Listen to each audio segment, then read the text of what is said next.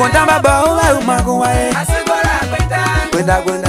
Wena tamba porosoge. Sweat. Asigora kwenda. Wena tamba porosoge. Baba o maguae. Papa baba o maguae. Wena tamba baba o maguae. Basi wala gwenda. Kolo luambie. Kolo tuambie bo. Wena kolo bana bo me. Kolo so bana tuable. Baba wena so tu. Gwenda. De kampa. Asizala yankora. Ada yira ada bora. Me ada lilo ada bole. Ada saya ada toma. Papa baba wema. Asigora kwenda. Wena tamba porosoge. Wena tamba baba wema. Asigora kwenda. Gwenda gwenda. Wena tamba porosoge. Soka me kakatoto. Akatambo agafrason. Pa umena do twe mea.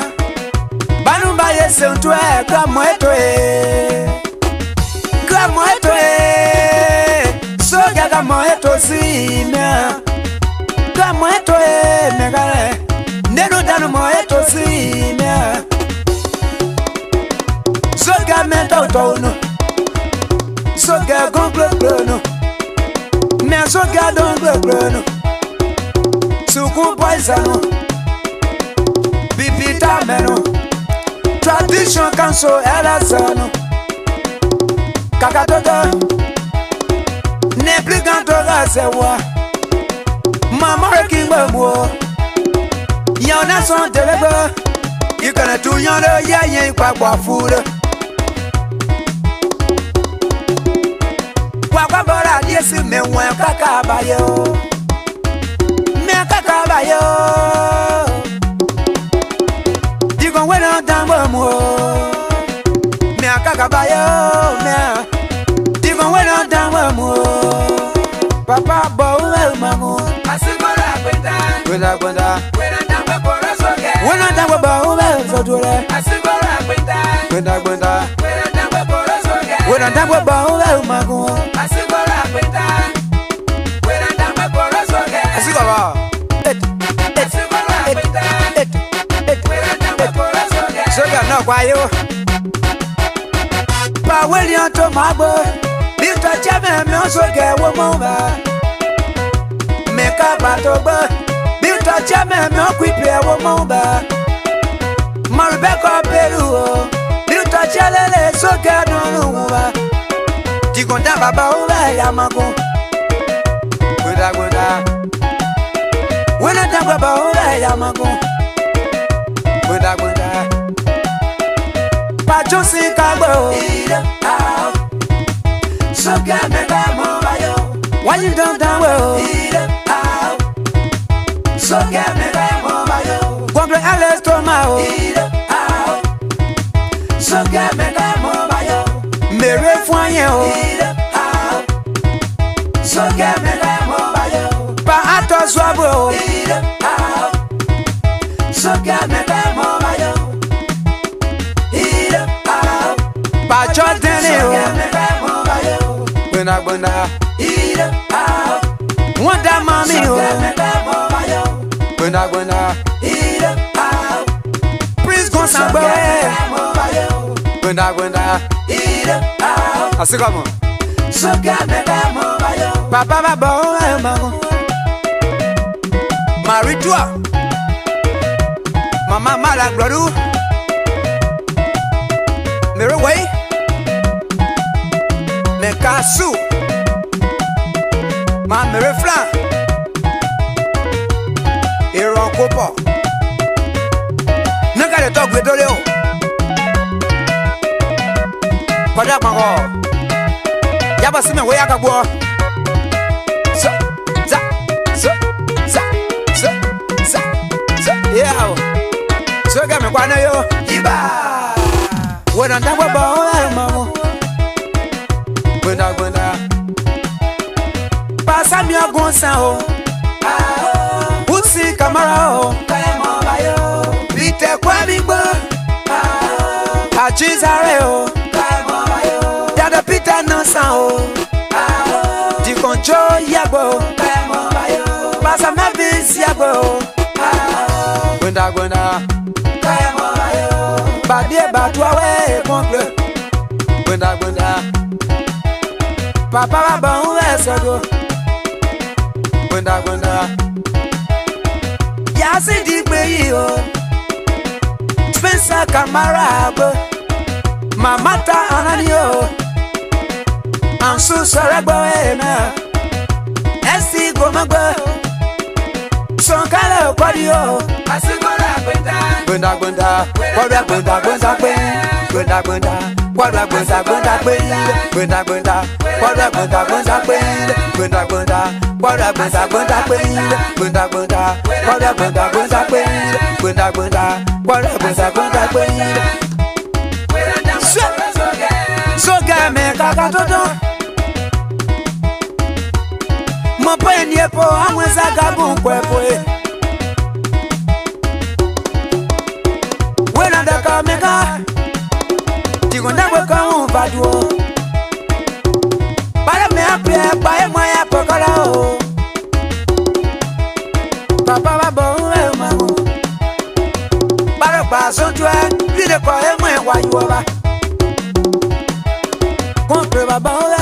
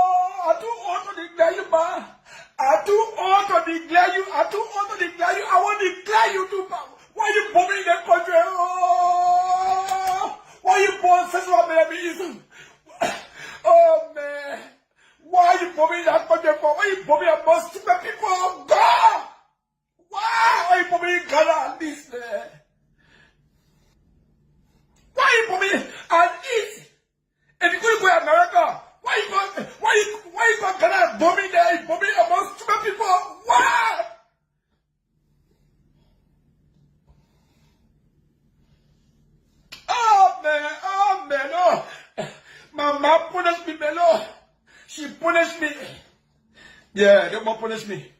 She better punish me. She punished me, I will never forget the woman. I will never forget the woman. Tell me. I will never forget my man.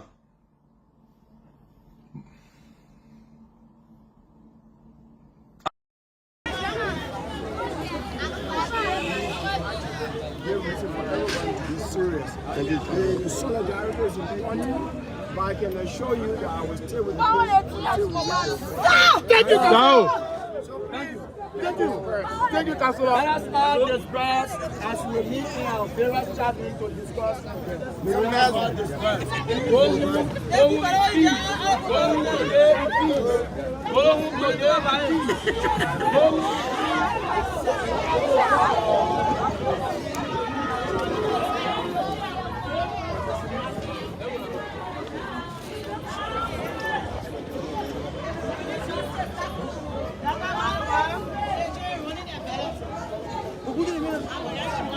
As the town conclude, welcome to Spoon TV. That's all we need to talk to you quickly.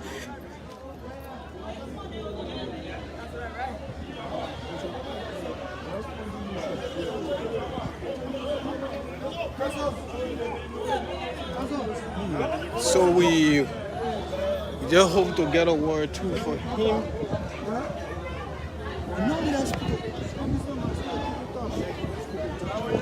So, Councilor Gongo, tell us, you came out previously and you said you were going to secure the release of those people. How did you manage? How did you manage to secure release them?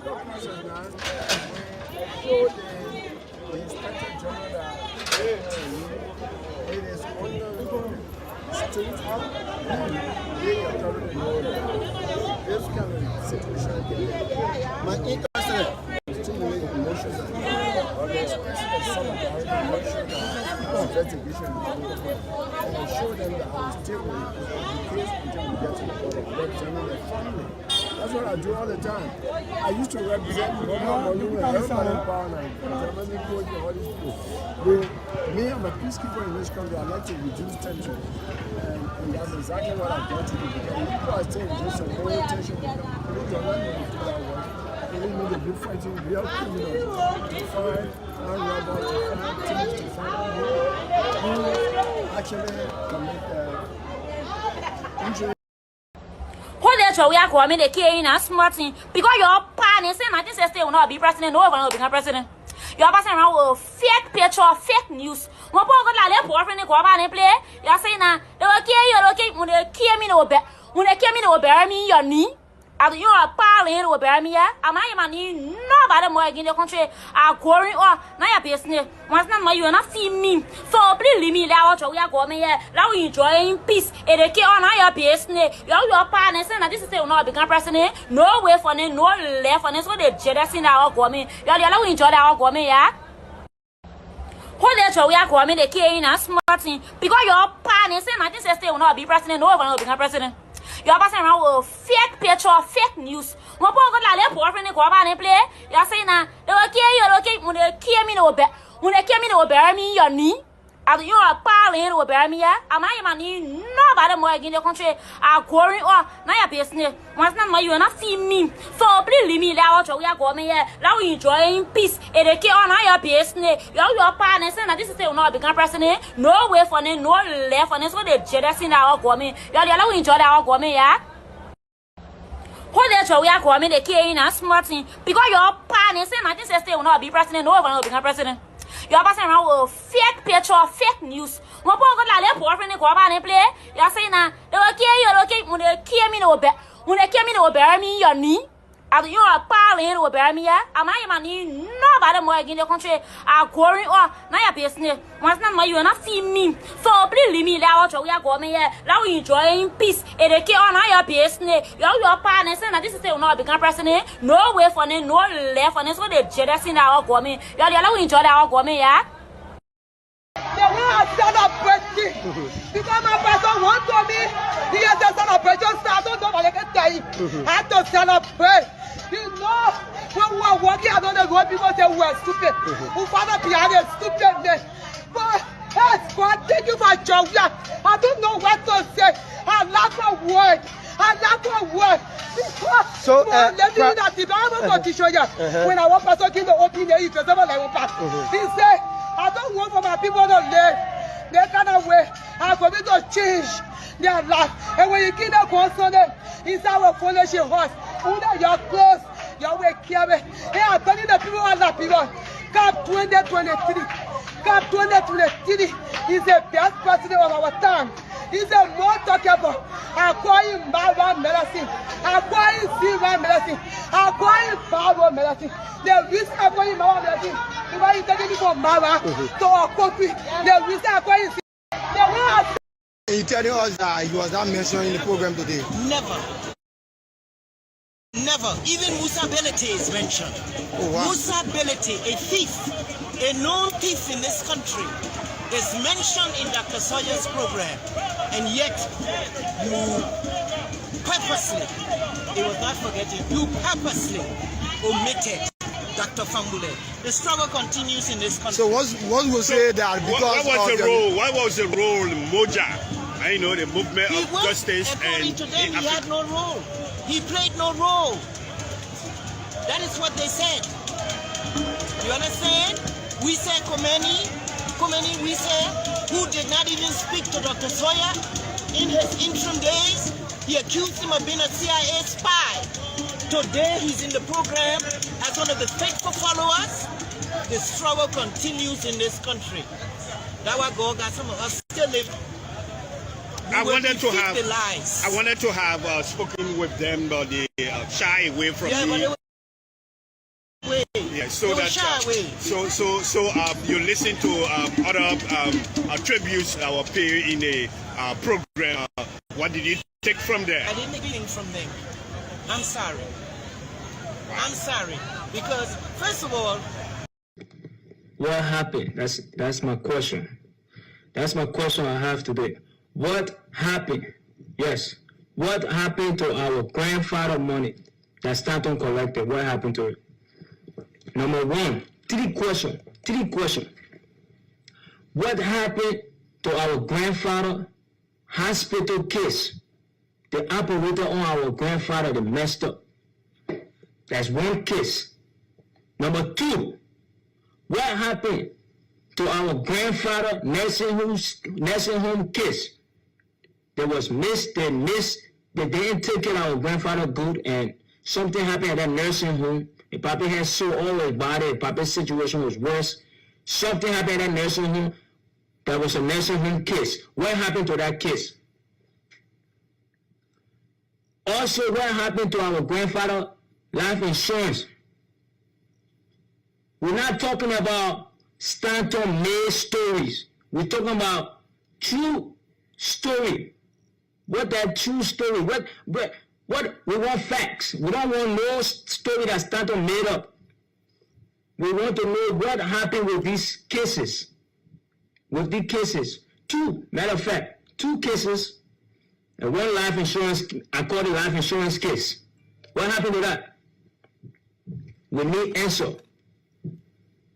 You brought small money in Upper Darby. These things were hiding from some of us until it was revealed that all your money you get, all that money that Stanton get, that from the Papa, if the Papa wasn't going to have that situation he had, and if the Papa wasn't going to die,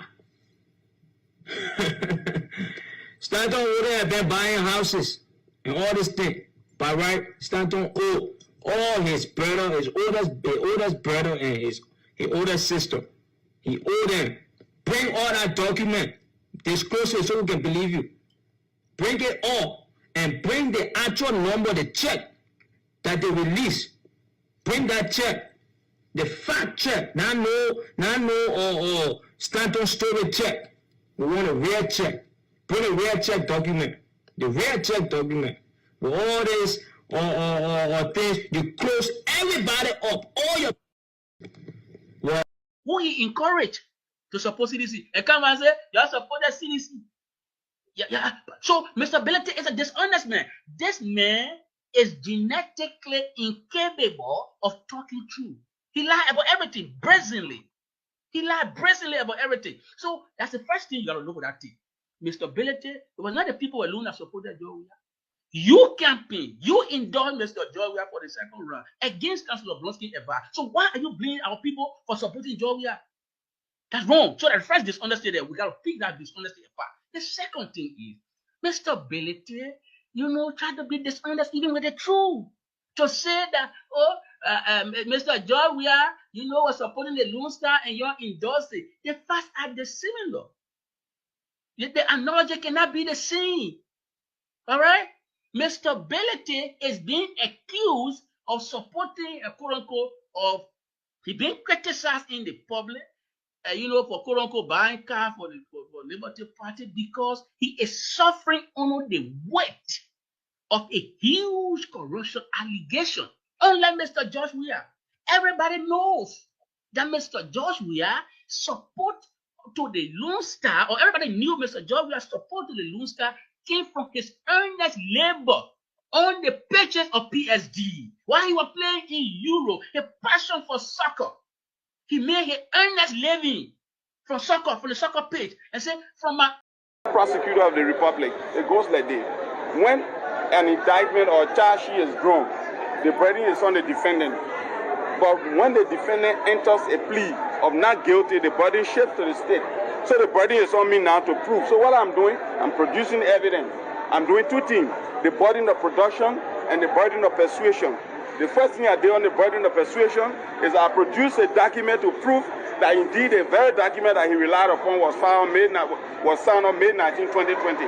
I'm now persuading the court that, look, though the man said that such a document does not exist, even the document that he filed that is being contested bears the date of May 19, 2020. So, in effect, I have succeeded in telling the court that indeed there was a document that I was signed on May 19, 2020.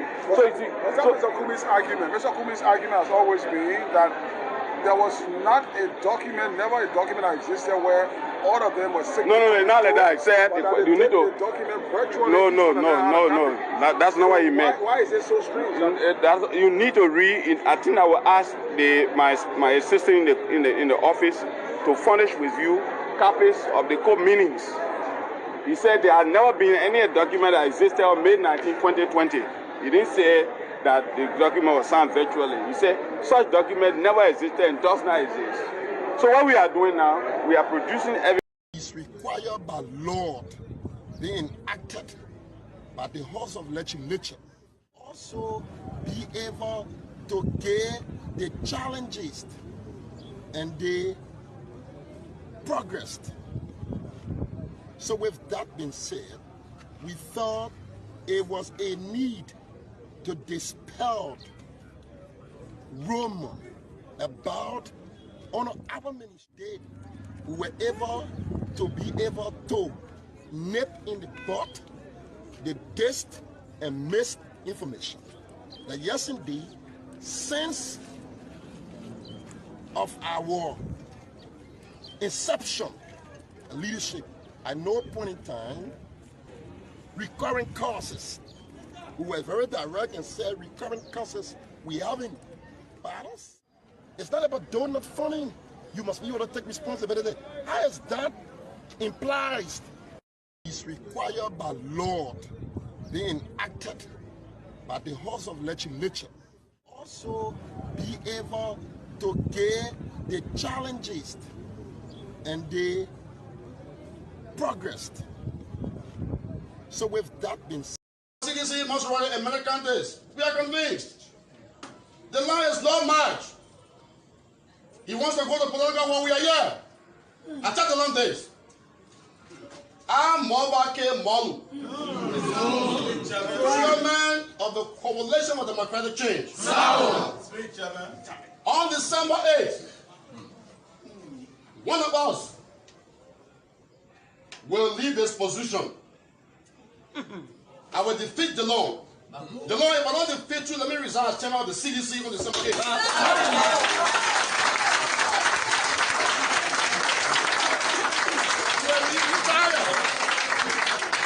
You will be retired. I, by hundreds of thousands of seditions, will retire you peacefully. Yes. Amen. You'll be retired. You'll be free. You'll be fair. You'll be democratic. You will not survive politically. You're in surviving forever oxygen. Yeah. You can't make it. The party is too strong. The law is like an ant under the gigantic boots of sedition. You will be smashed. You can't survive. It's at number 10 to 1. You'll be politically crucified. Because I trust seditions. I know what they can do when they are ready. And they are ready for you. So no violence will deter us. No violence will distract us from the cause, the right cause of election.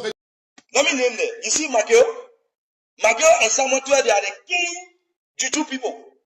Or you mean that the other people that play with Juju? You see Finabono?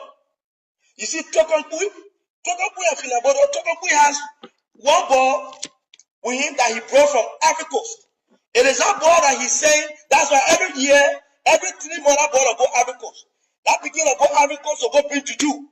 For Toko and Finabono. I will give you more detail on this.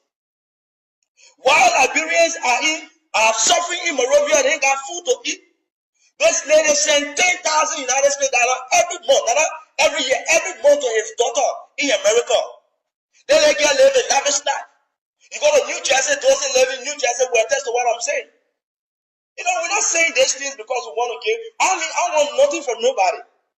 But it is about time that the life of the people who struggle with us, the Liberian people who stood, the people who printed their own t-shirt, who bowed their heads, who laid on the floors, who went into the trenches with President George Weah. It is about time that those people begin to benefit and reap what they saw in what is called the revolution that brought the CDC to power. That's all we want. That's all we want. That's all we want. That's all we ask for. Every one of them around the president. So sometimes President Weah is messing up, but he's confused. They have put the president in the juju part. Finabono deals directly with the wife of Smith Towe, who is the cook to the president. She brings the dust, gave it to this woman, the woman put it in the food. And then, so by the time the president eat that food, the president can be half of Finabono. Everything Finabono say is fine. Which chief of protocol will slap the first lady and go scot-free? Nothing happened to her. Chief of protocol slap first lady. Nothing happened. Who will do that? In this day and time. Donald Trump said that people will say he got problem. His wife, nobody can do that to his wife. But Finabono did it to the first lady. Right here in Monrovia. Right here in Monrovia. Right here in Monrovia. What do you think she depend on? She does it because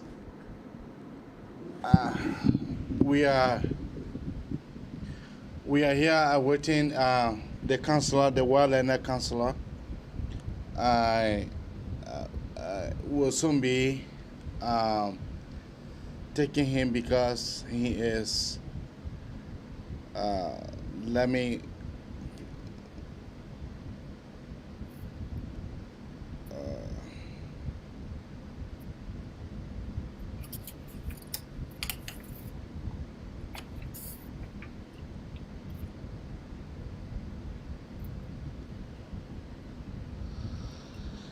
Yeah, my friend and brother, how you doing?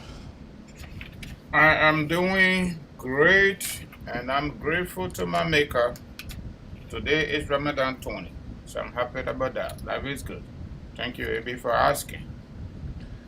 Yeah,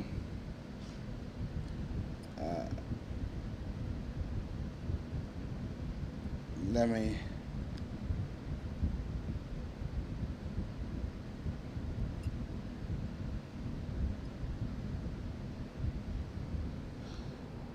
Yeah, we are waiting the counselor.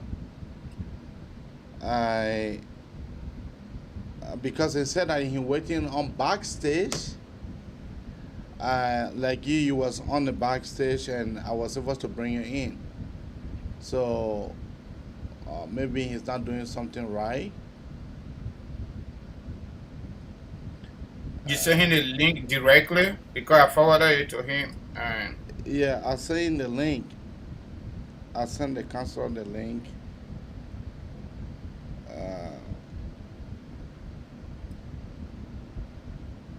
I sent the counselor the link. So we hope that he can be able to join us.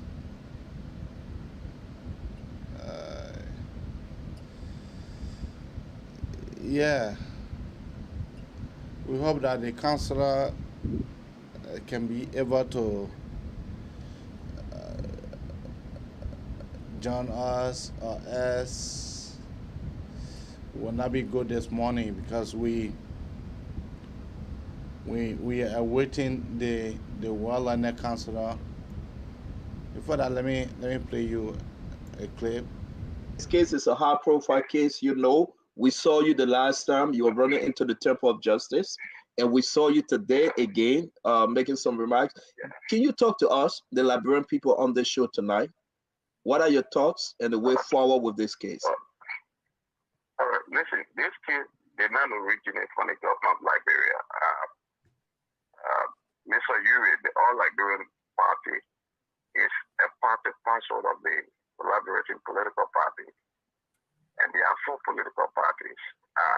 They have what they call a framework document that was executed. They made some suggestions, some proposals in the amended version because they have the original document. Then they have the amended version where certain proposals and other articles were to be cited. Because some of the issues, especially regarding as to what the party may exit the CPP, were unresolved. So they then authorized the lawyers to work along and see how they could take attacking those points and those various articles as a way to be able to resolve some of the sticky issues, some of the issues that were not resolved. So the document was then given to the lawyers and under the leadership at that time, the CPB under the leadership of Mr. Cummings. And when they went and did the work, what the All Liberian Party said is that it did not revert to them. And what did they do? They took the May 19, 2020 cover page of the previous document, which is the original copy, and attached it to the one that they have, for example, the one that they themselves did. They attached a photocopy of that particular date signing, and they took a photocopy of the signature page and attached it to the one that they did the amendments on. So they then filed reverting to the political parties for them to sign.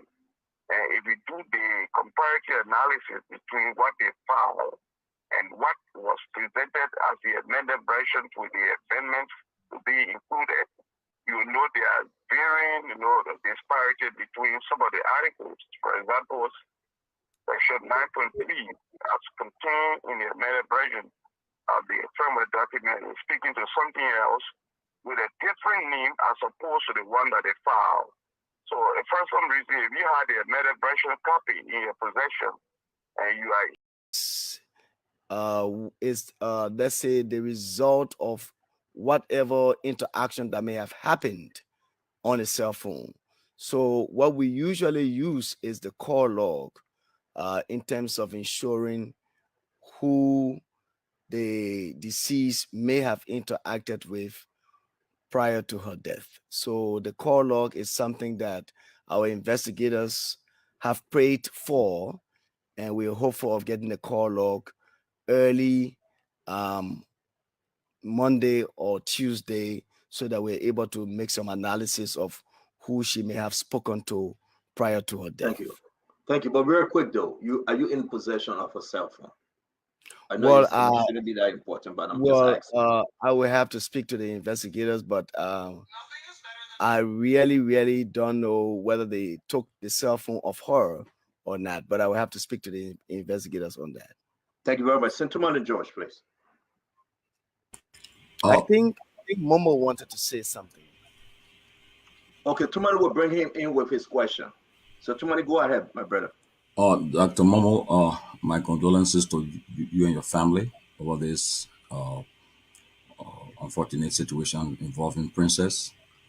We pray that we'll find a closure to this matter, and those responsible, wherever the case, will be brought to justice. But saying that, my question is, do the family of Princess have any reason to have them, like, whoever that she did not die from a hit and run, something is that's not it, to say somebody hit and run. She must have, something must have happened. So do you guys have any, let's say, motive? Think about the person, anybody who have a motive of harming this girl, and then former friends of her, former is let's say the result of whatever interaction that may have happened on a cell phone. So what moderating tonight, and I think Musa was off with his math, and I just figured out that probably he didn't do calculus in school. When he said it has 70, the leadership was 70, but he counted and he missed the math, 24 something, 11. But it's okay, Musa. I mean, you can miss the math, but you will not miss your money because you're one of Liberia wealthy person. So let's get to the question about this thing. Let's get to this thing. My question, I'm kind of confused, Chairman, and a lot of people confused. Is there still a Liberty Party to reckon with? Damn, man, come on. I'm not going to answer that question. That question is provocative and unacceptable. No, it's not. It's not. Can I ask me that question? Because you know that there's a Liberty Party? and you cannot ask me whether they stay alive. I will ask you the question because Because people are concerned. if there was no Liberty Party, I would not be sitting down here. And you know that. That's what people are trying to figure out. Why are you and the political leader? No, listen now, Chairman. Why are you and the political leader? Why are you and the political leader can get along? You are the two adults in the room when it comes to Liberty Party.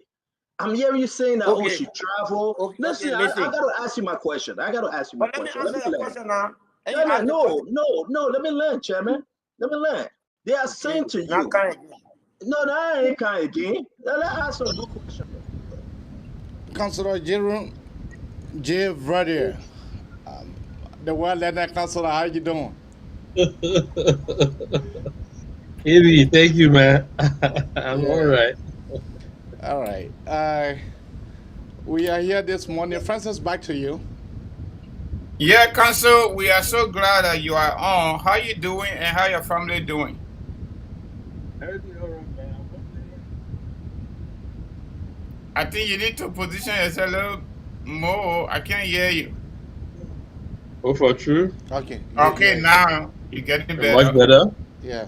Yeah, it is. Yeah. Okay. I was just asking how you and your family doing. We all right, my brother. I want man who ain't got no problem. That's really nice. That's really nice. It is good we got you this morning, and we are very excited to get you on our shows so that you can walk us through with all this wahala in our country. So, Council, we are happy to have you here this morning. Yeah, the way we do our program, usually if we have a guest, we give our guest the opportunity to do a small introduction. You already got the topic, and you tested me earlier. I said, yes, it's not actually limited to just TRC. We can discuss other issues, especially a lawyer. So I don't want to waste too much time because we already been there due to technical issue. So we just want you to give us the introduction and then directly go to the topic. All right?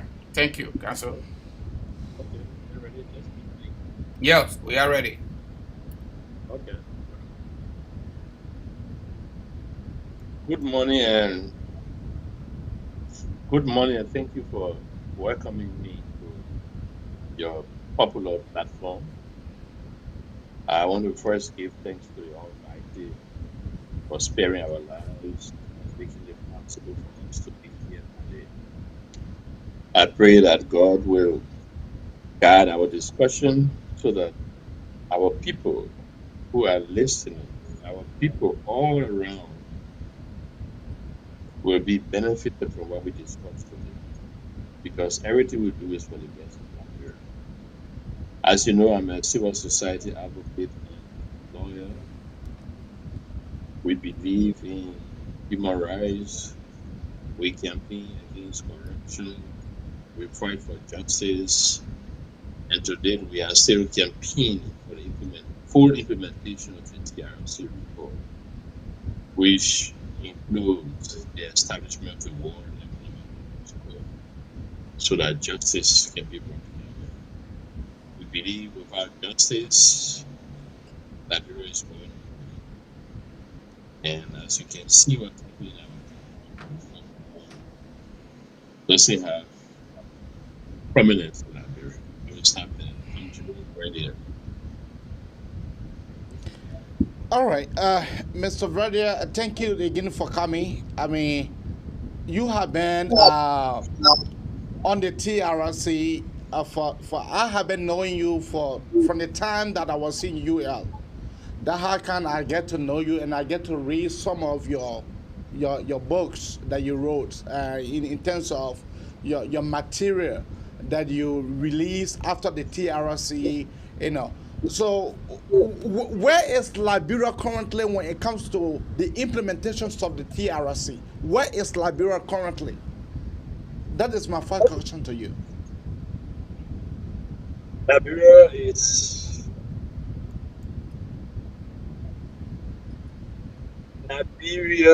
in the middle.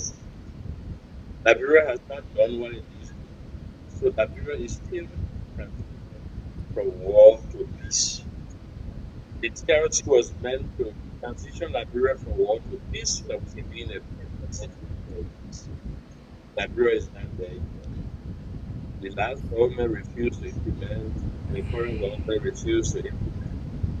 So today, we still see corruption and still happening. We are in a war situation. We see human rights violations without justice, as if we are in a war situation.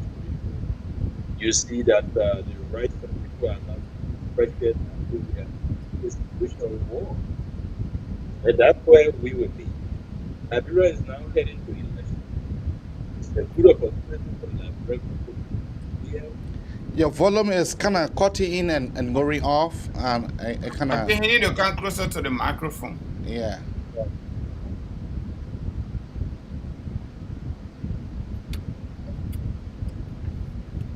Yeah, I'm closer Okay. now. Okay. Yeah. Now it's better. It's okay? Yeah. Okay. So I was saying Liberia is heading towards elections. And the issue of the TRC and justice and rule of law and the war on economic crimes will be paramount. And I just hope that Liberian people will open their eyes and change the current government, because the government has failed to implement the TRC recommendations. And I can say without the implementation of all the recommendations of the TRC, Liberia is going nowhere. We'll be in cycles of violence, we'll be in cycles of corruption, we'll be in cycles of human rights violations. And that's not what we want for our country. We want a better Liberia. So that's where we are. We have an opportunity to decide and make sure that new leaders are elected, because the current government, I will advise the Liberian people not to vote for the current government. There is no use. I mean, here come our country. Many of our comrades and compeers are saying there's no need for war and economic crime code. Liberians are healing. Liberia is healing, and Liberians are getting over the war and traumatization that our brother and sister are going through. So the best thing right now is for us to think about development, for us to think about the war and economic crime code. Because when you hold Rob will hold Butch, and then we'll, instead of us progressing, we'll retrogress and to the past. What do you have to say to those brother and sister when it comes to those kind of argumentative topic that they're insinuating on the social media? What progress are we making without justice? Which society are you doing that makes progress without justice or the rule of law? No society. When people speak of progress at this time, they're just talking about progress on its surface. It's superficial. It's not consequential. It's not substantial. That's not real development. Think about it. Which country in the whole world that you do not have the rule of law?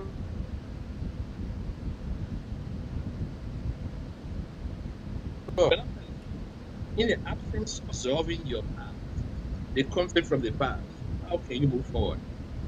That was the purpose of the TRC. The war was too damaging.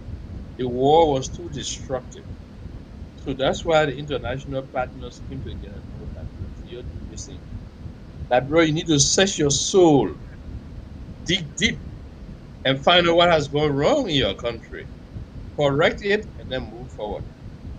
In the absence of that, we're not moving forward. And my brother, the TRC recommendations are 142 pieces of recommendation. And the World Economic Crimes Code is just one. So there are 141 other pieces of recommendations that the country needs to put in place to secure. Without that, because the TRC investigated why we have war. investigated and documented all the problems of Liberia. And they made recommendations for each one of those problems, how to resolve it so we do not go back into conflict. It's just like Liberian people are tired, they don't want to engage in conflict, all of that. Look at recently, people went in the street to demonstrate with the killing of that girl. What did the police do? They brutalized it. That mentality is still there. That power is absolute and power should be used absolutely and not for the good of the people. Peaceful demonstrators, and then you brutalize them? We're not making progress. There's no development. There's none, unfortunately. And we will remain in that cycle until we go back to war again. If we do not take corrective measures and implement the reports and the recommendations of the TRC, Liberia is going nowhere. Everybody is frustrated. They don't even know the direction the country is going. They don't even know the country has a leader. They don't even know the leader has a plan for the country. The leader jumps up. He says he's president. They spend the country money any way they want to. They make budget. Budget is one thing. And what they spend is different from the budget. I mean, it's complete nonsense. Corruption, impunity. Those are the things that the TRC recommendation addresses. How to stop corruption. But those who are in authority, they don't want to address the TRC because they want to be free to do what they want to do. So that's why we have Liberia, no justice. Anybody can do anything they want to do. We say it is a gangster's paradise, and it's true. Once you got power, use it any way you want to use it. You are not accountable to anybody. Let's go to Francis. Let Francis ask his questions, then we'll move to a different topic. Francis asks. Yeah, Council, again, we want to say thank you for coming on today. So my first question about the TRC implementation advocacy go to volume 1, page 4 of your preliminary findings and determination. Under the TRC finds that the TRC indicated the conflict in Liberia has its origin in the history and foundings of the modern Liberian state. Yes. The major root causes of the conflicts are attributable to poverty, greed, corruption, limited access to education, economic, social, civil, and political inequality, identity conflict, land tenure and distribution, etc. Considering the intentional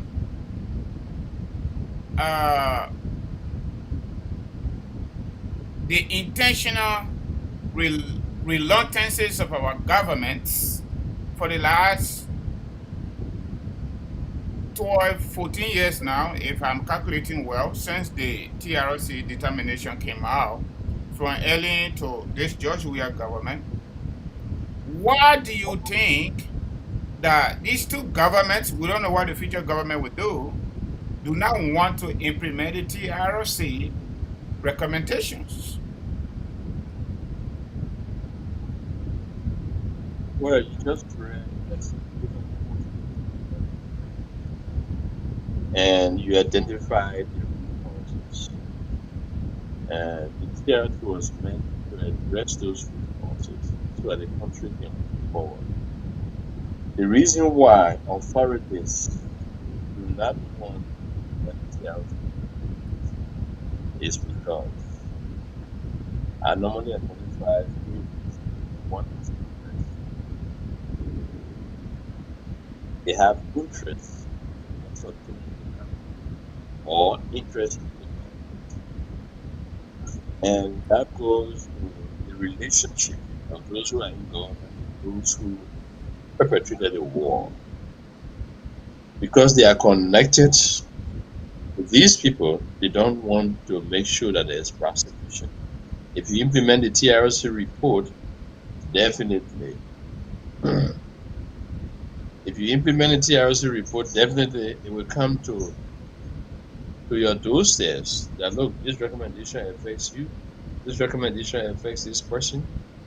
And so because of that interest they have, they don't want to implement the TRC.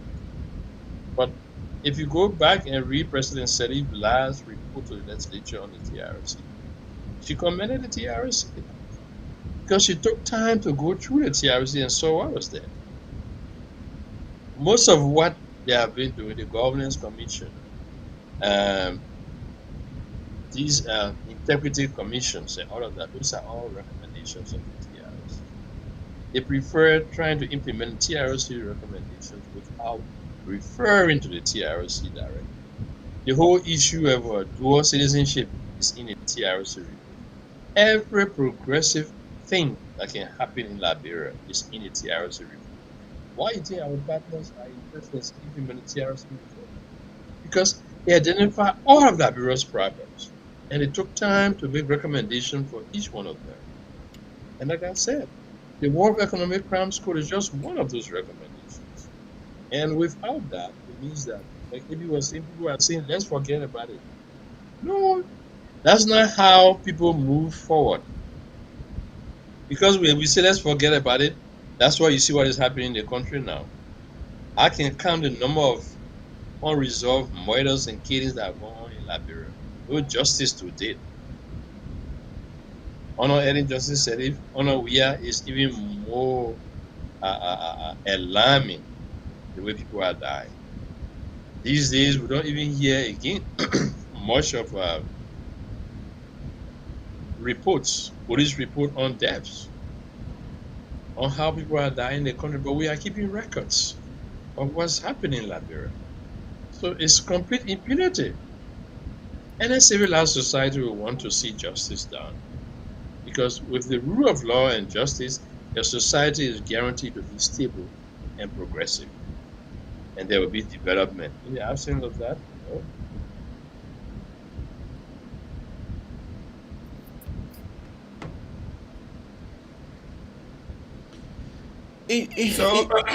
So Councillor Ibi, I want to go to that was Can 1 and 2. I want to go to 3 and moving forward. I want to ask a question, but I want to read this for the records. On 4, the TRC commissioners indicated all factions engaged in armed conflict violated, degraded, abused, and denigrated, committed sexual and gender-based violence against women, including rape, sexual slavery, forced marriages, and other dehumanizing forms of violations.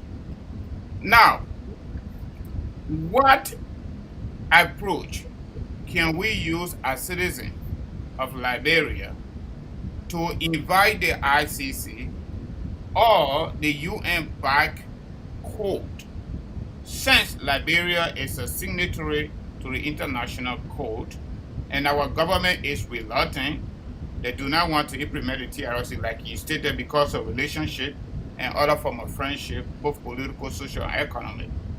What approach can we use? Since this document, a recommendation, it is so important to our nation growth at all levels.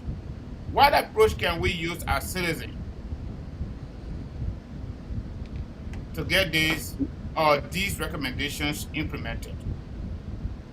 That's a very good question. But I want to emphasize that these bodies you refer to are all international bodies.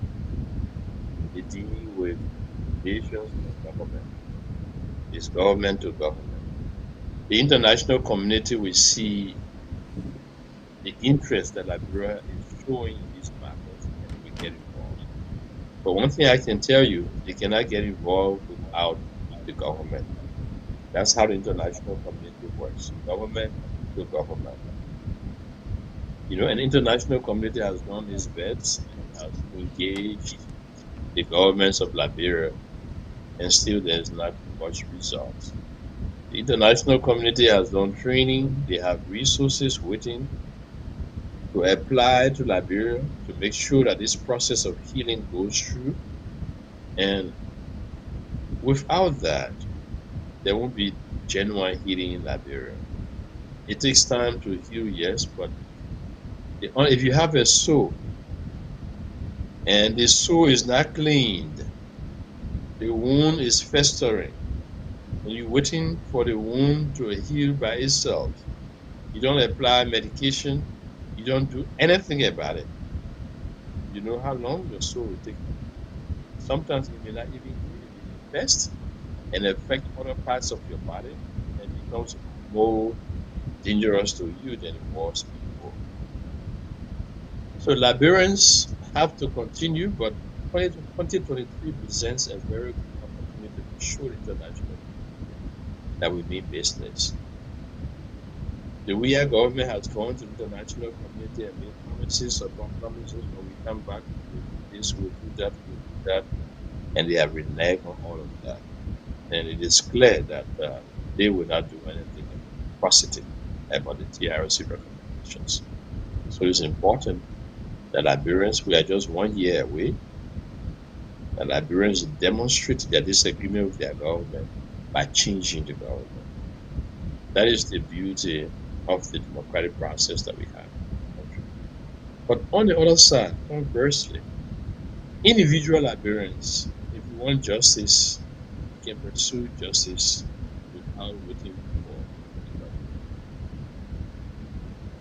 What the governments will do, the international community will be what? Criminal in nature.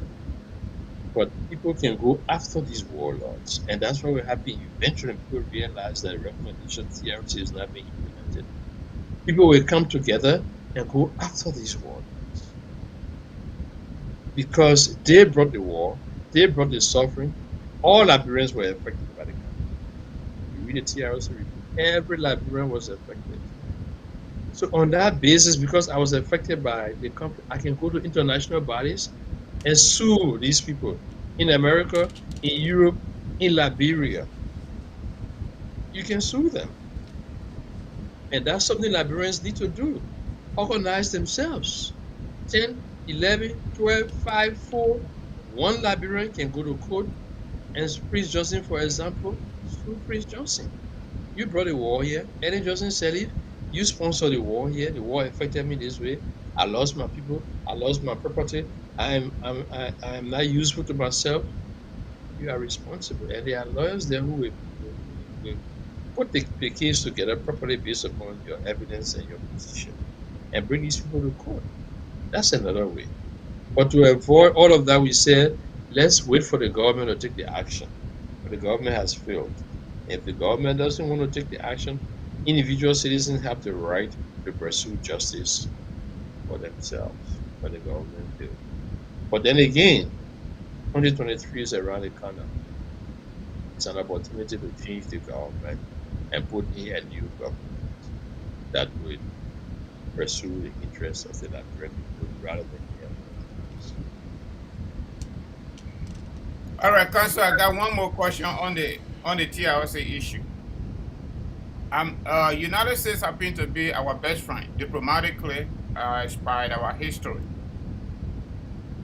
What can we present to the United States government to prevail on Liberia on the issue of implementing the TRC recommendation? Because they are our best friend and they are always with us.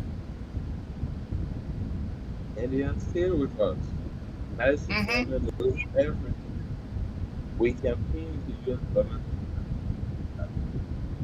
especially the government, those who are in authority and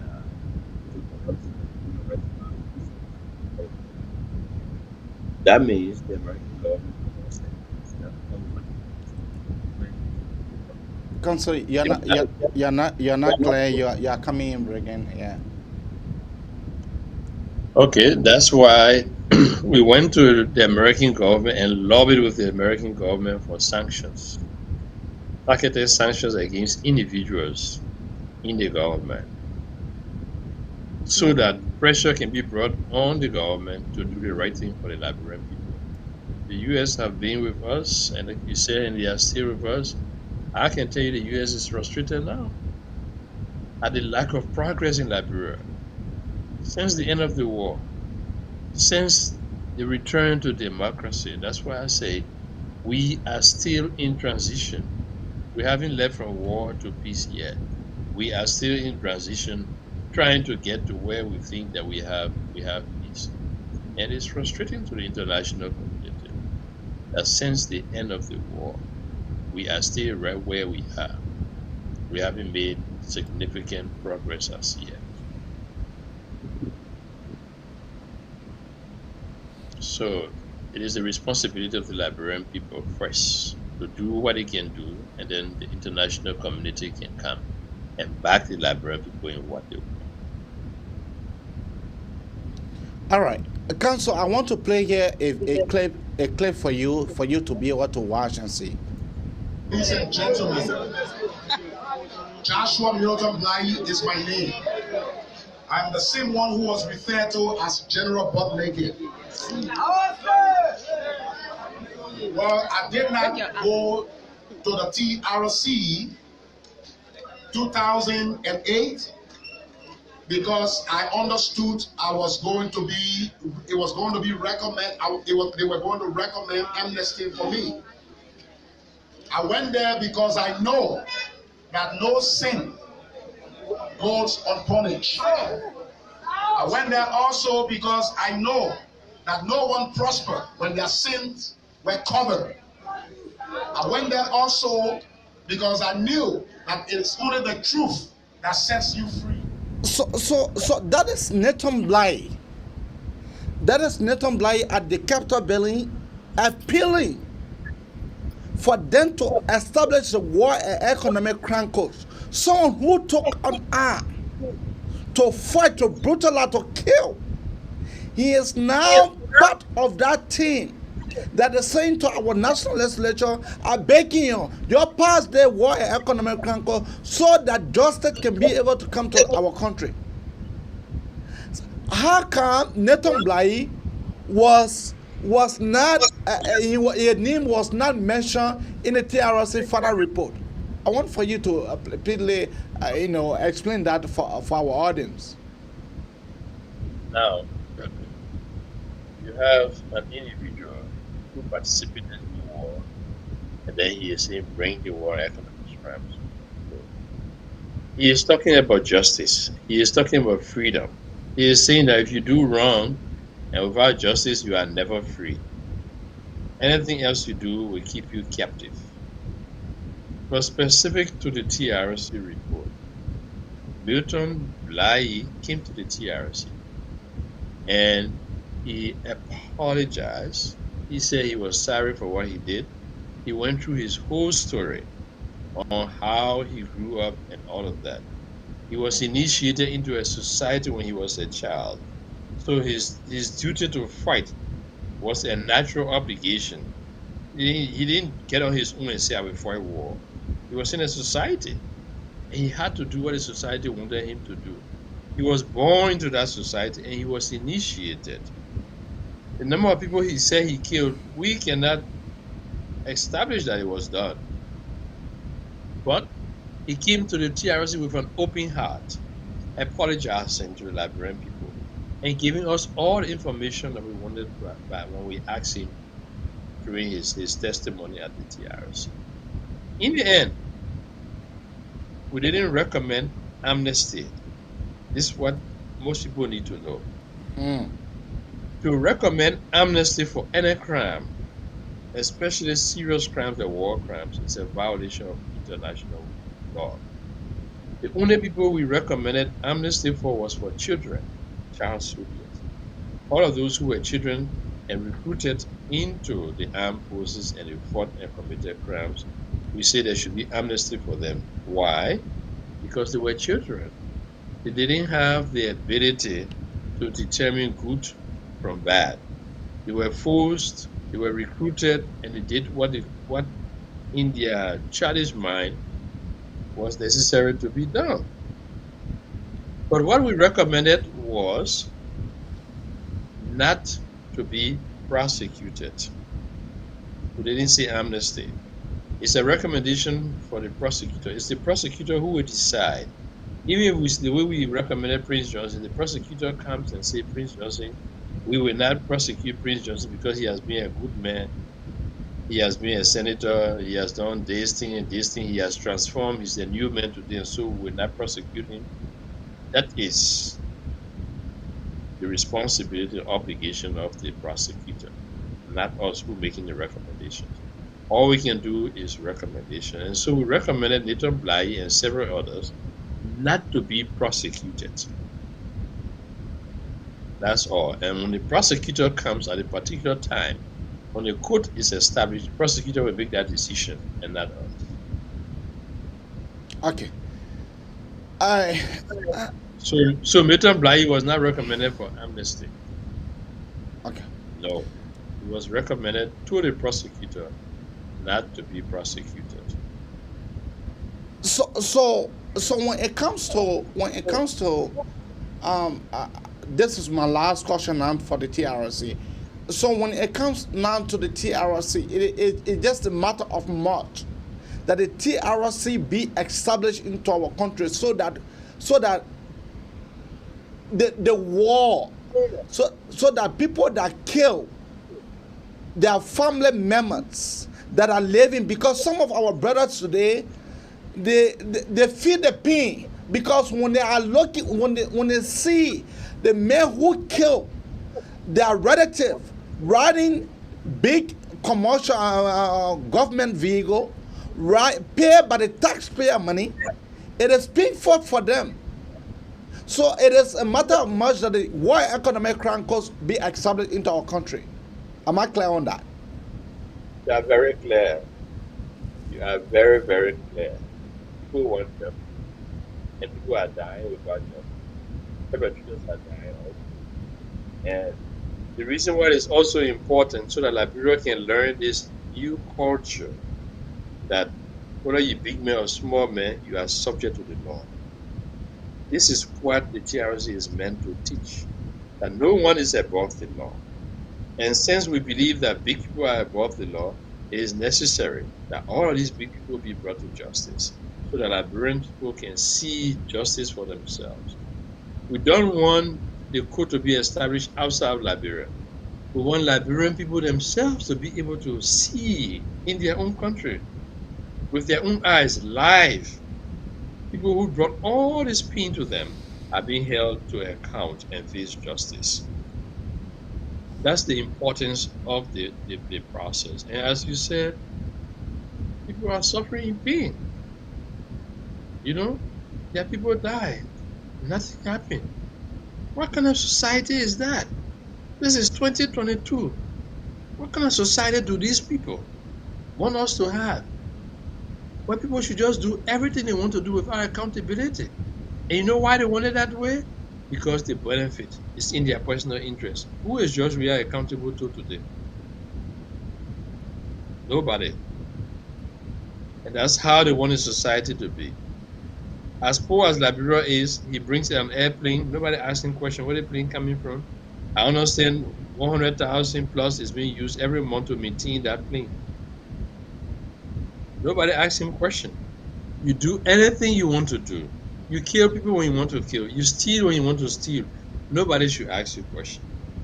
This is where our authorities want us to be as a nation. They don't want to see any transformation or change in the 21st century. And it is very, very sad. And I agree with you. People are craving justice. And it's painful for them to see that taxpayers' money are being used to support the very people who inflicted the pains on them. And nothing is being done about it. That is injustice. And you cannot have progress and development in the midst of injustices and human rights violation or corruption. No, it cannot happen. So we are not making any progress. Our people who are saying, oh, we are okay.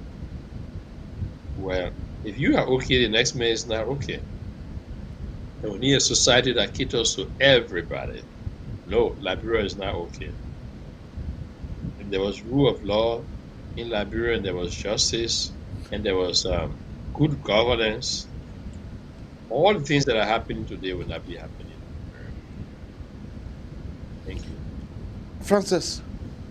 Yeah, yeah, Council. Let me ask this other question, right? So, officially, our civil war ended 2003 when former President Taylor resigned and turned the government over to his vice president in the midst of foreign troops, including ECOWAS. And this has been another argument depending which side you are. It may be sociological side, political side, maybe psychological spot. What you think it is responsible that the Liberian people in their right minds continue to vote for bad people, especially people that participated in the war on the front line and people that sponsor the war through economic means. And we still see it happening. They are still voting for warlord. Can you imagine, for example, George Bush was deported by the United States of America. He goes to Liberia and goes to Grand Judah, and the people voted for him as representative. The life of Prince Johnson, for example. The life of Joy Howard Taylor, for example. I know she didn't fire no gun, but she is a participant because she was married to the other guy. And they were discussing our country whenever they got ready to go and shoot. Charles Taylor, for example. Why do you think Liberians continue to stay, vote for the bad people to a point where they even pardon them in their actions? Well, there are several issues involved. One, education, civic education about elections, the purpose of elections and all of that. Two, electoral reform. And then three, the rigging of elections.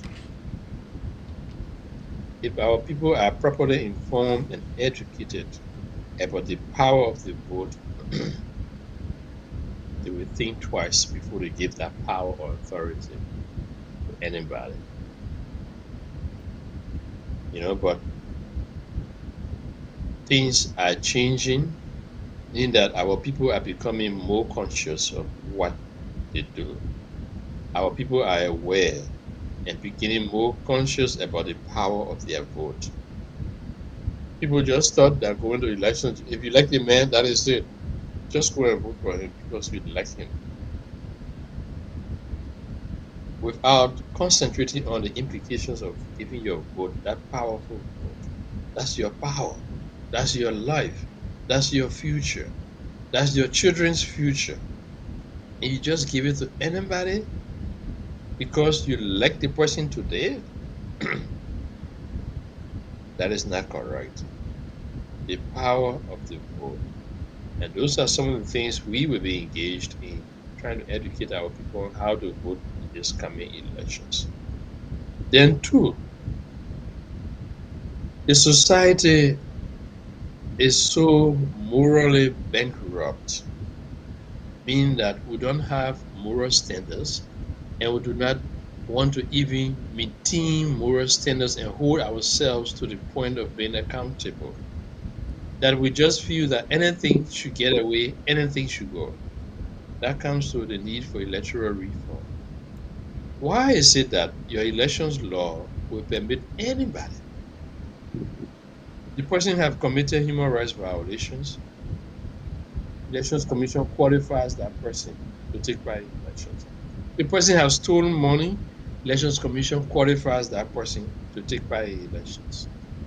The person have killed people, committed war crimes, committed murder, and the Elections Commission yet still qualifies those people to take part in elections. Liberia is not like advanced. We say we have our first. We are third world country. They have second world country. They have first world countries.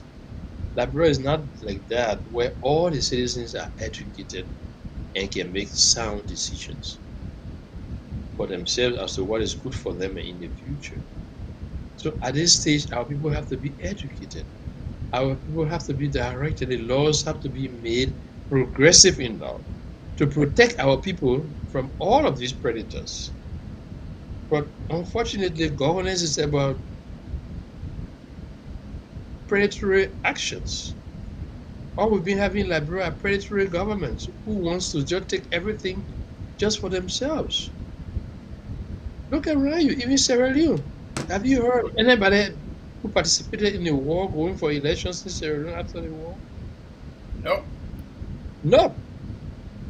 And you look around, going back to Nuremberg, those who of the Nazis, they are still on the run today. A lot of them have been hunted down and brought to justice. Still on the run. So what kind of society do we want when we think that a warlord or a criminal can come and take by elections anytime the people vote for him, that is okay? So those are some of the reforms that we have to initiate to transform the thinking, to transform the culture of our people so that we can be more positive. Then the other thing is elections. Most of these elections that we've been having, it goes back to Charles Taylor's election.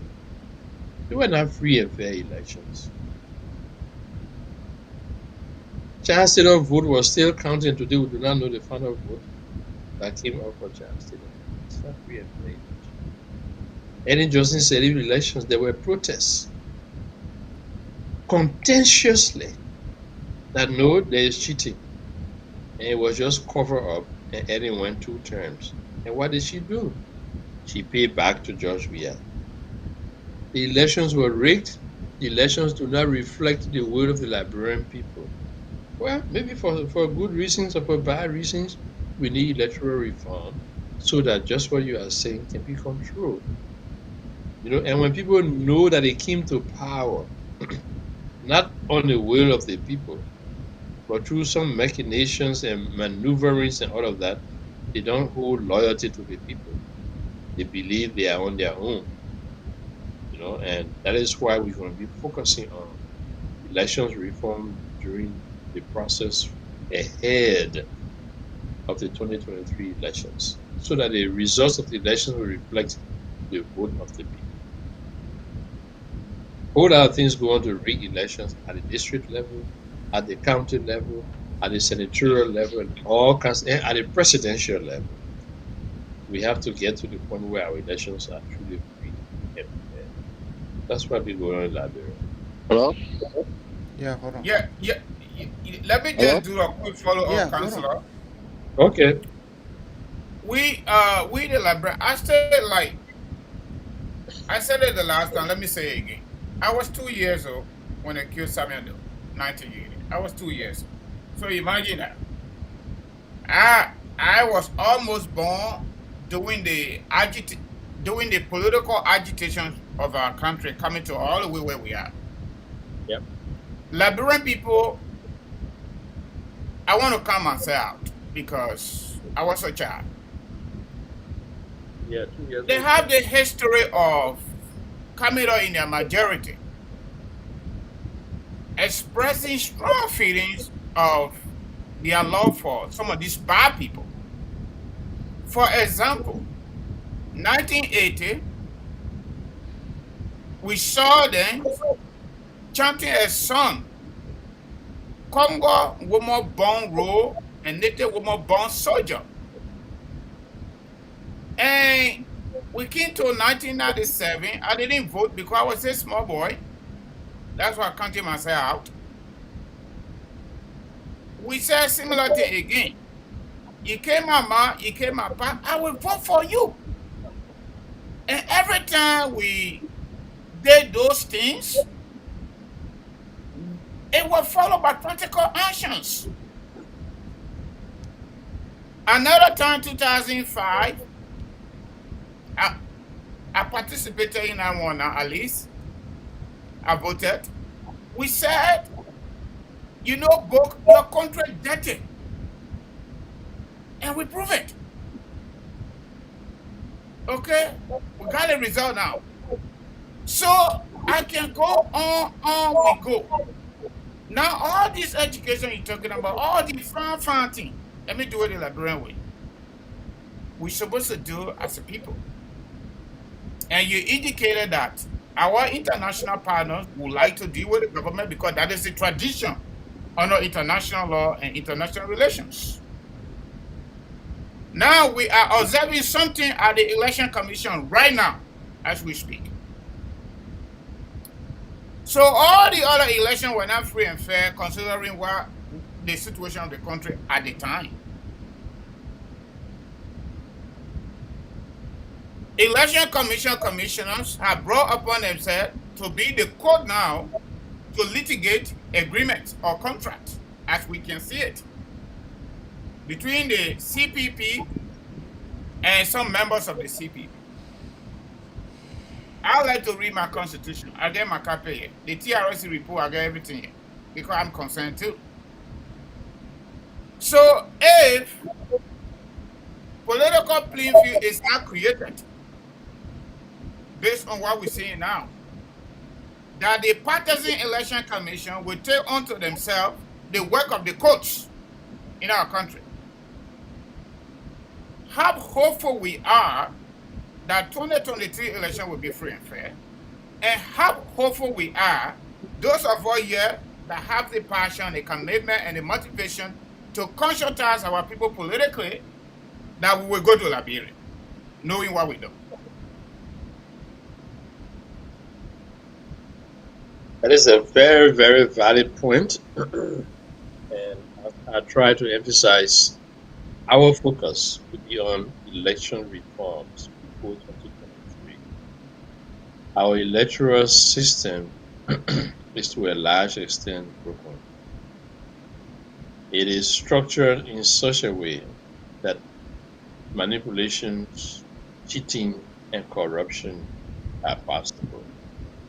We've already heard of corruption at Elections Commission. I think I've heard of 2 different cases at Elections Commission. That should be an integrity institution that is the guardian of our electoral process. History will tell you that most of our conflict has come from disagreements over it.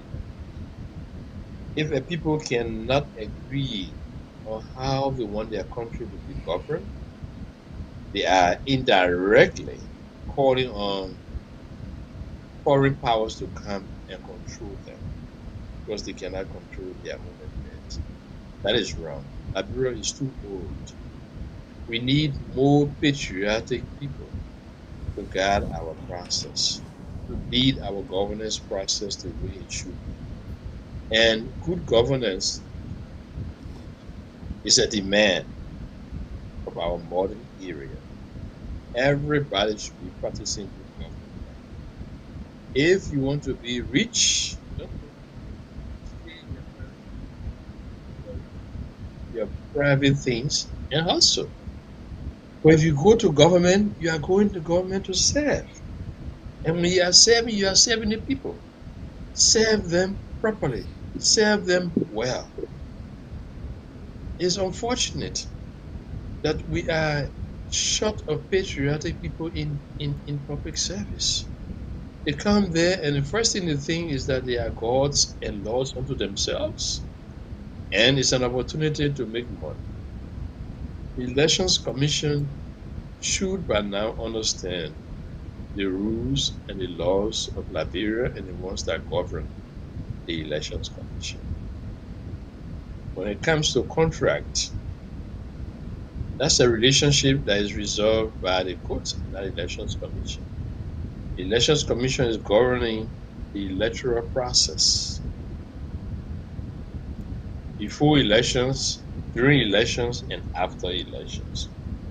But going into intra-party politics is beyond the scope and the reach of the Elections Commission.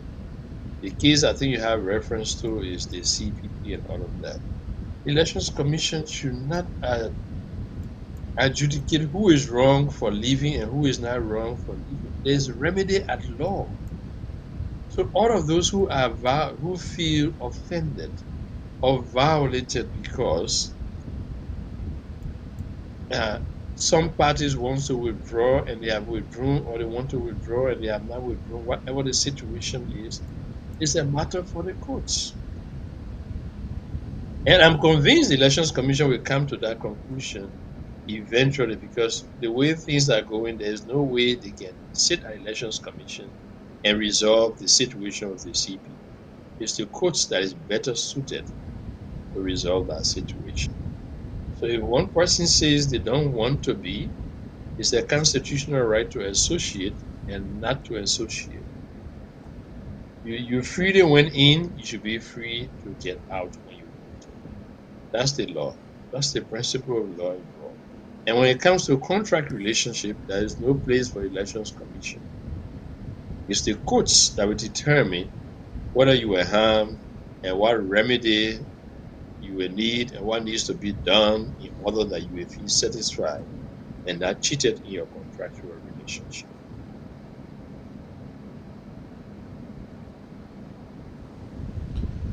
All right, Council, let us take you to one of the stuff that have been happening in our country.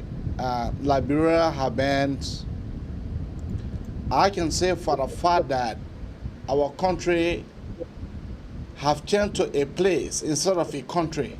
Liberia now have turned to a place instead of a country.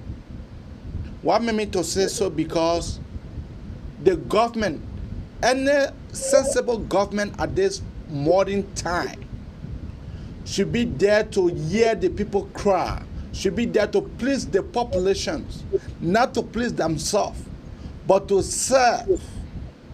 But what we are seeing the rampant zogos. The rampant zogos into our community, because what can we do for us to be able to curtail the rampant populations of zogos? Because if we are not careful, a few years to come, Liberia will be the gangster paradise.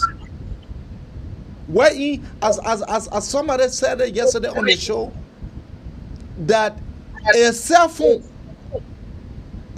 cannot be hosted into your, you cannot hold your cell phone in your hand to pass on Broad Street. They will knock it out of your hands. So what can we do in order for us to be able to provide better direction for the younger populations? Because if we don't do that, if we are not thinking about doing that now, trust me, time to come, Liberia will be like Kuwait or one of the countries. Well, Evie, Liberia is already gangsters' paradise.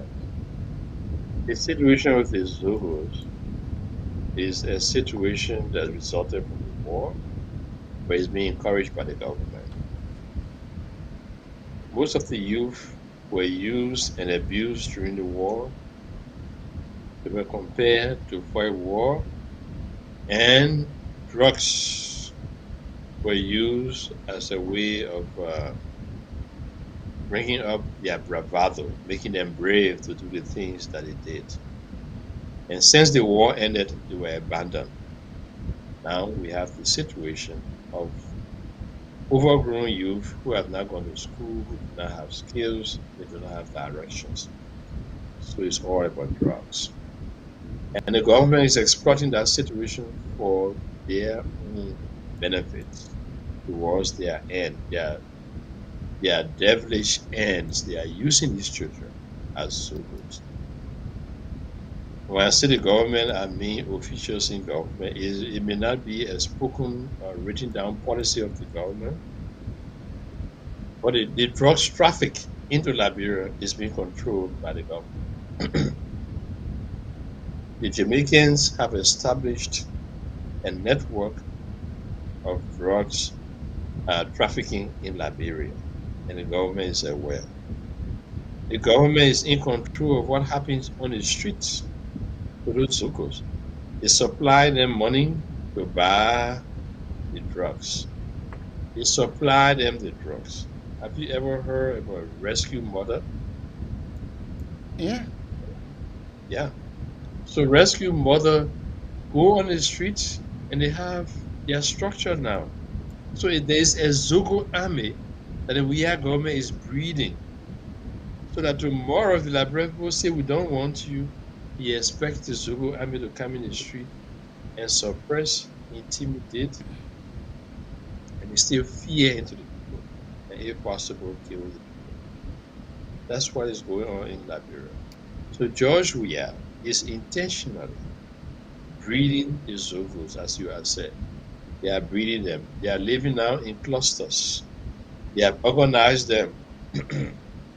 Monrovia, Crucial Island, Stephen Tower Estate, Old Road, that kind of thing. They have them all around the country. Structure and waiting for instructions. They are kept high throughout the day so that anything they tell them to do, go in the street, go and bring down this crowd, go and suppress this demonstration. Anything they tell them, they will go and do. Yes, Liberia has now turned into a gangster's paradise. Look at the attitude of the police. Most of the people they send to go and break up demonstrations are not real police people. They are the very Zogos you're talking about. They give them uniform and then they release them into the streets. They are high. Who will see their mother and beat her and take her and throw her in the back of a car? Somebody who is already grieving because of her child's death, and then you treat her that way. Are these people not Zogos? What Zogos will do that? And it's not fair calling them Zogos, but that is the situation. They need help. But unfortunately, the government is the one that is breeding the situation. So the best thing for Liberian people to do is to come up in mass and vote against this government, put this government out. I will not say who they should vote for. They can choose any other person who is opposed to Mr. Weah. Mr. Weah has shown his true hands, his true face, that he's not a real Liberian. He doesn't care about Liberia. He cares only for himself. It's all about himself and the criminal enterprise that is going on in Liberia. So the Liberian people have to decide. Their future is in their own hands. All we can do is to make sure that the election is fair, that the vote of the people will be interpreted properly. We'll be asking for international assistance to help the process, to secure the process, to make sure the elections are conducted with integrity. There should be no foul play. But I know the government has its own plans on how they will treat the elections, how they will treat all of that. But beyond that, the final decision is in the Liberian people's hands. All right, let's go to Francis, and then from there we'll go to the phone line. Francis. So, Council, you mentioned about Zogo and the establishment of Zogo, either directly or indirectly, their political uses by the current government is as a result of the war. I partially participated in the DDRR kind of as a new ambassador in the community, talking to our community members, especially child soldiers, to Okay, let me hold you for 1 minute and take a little break. Okay? Okay. Yeah, you know, for our country, you have something on there. You have something on there. You talking to me? Yes. I don't have anything on here. Okay. So like the council was saying, you know, the Zogo populations, it have increased. The Zogo population have increased into our country. And if we Liberian, we are not careful, Liberian will tend to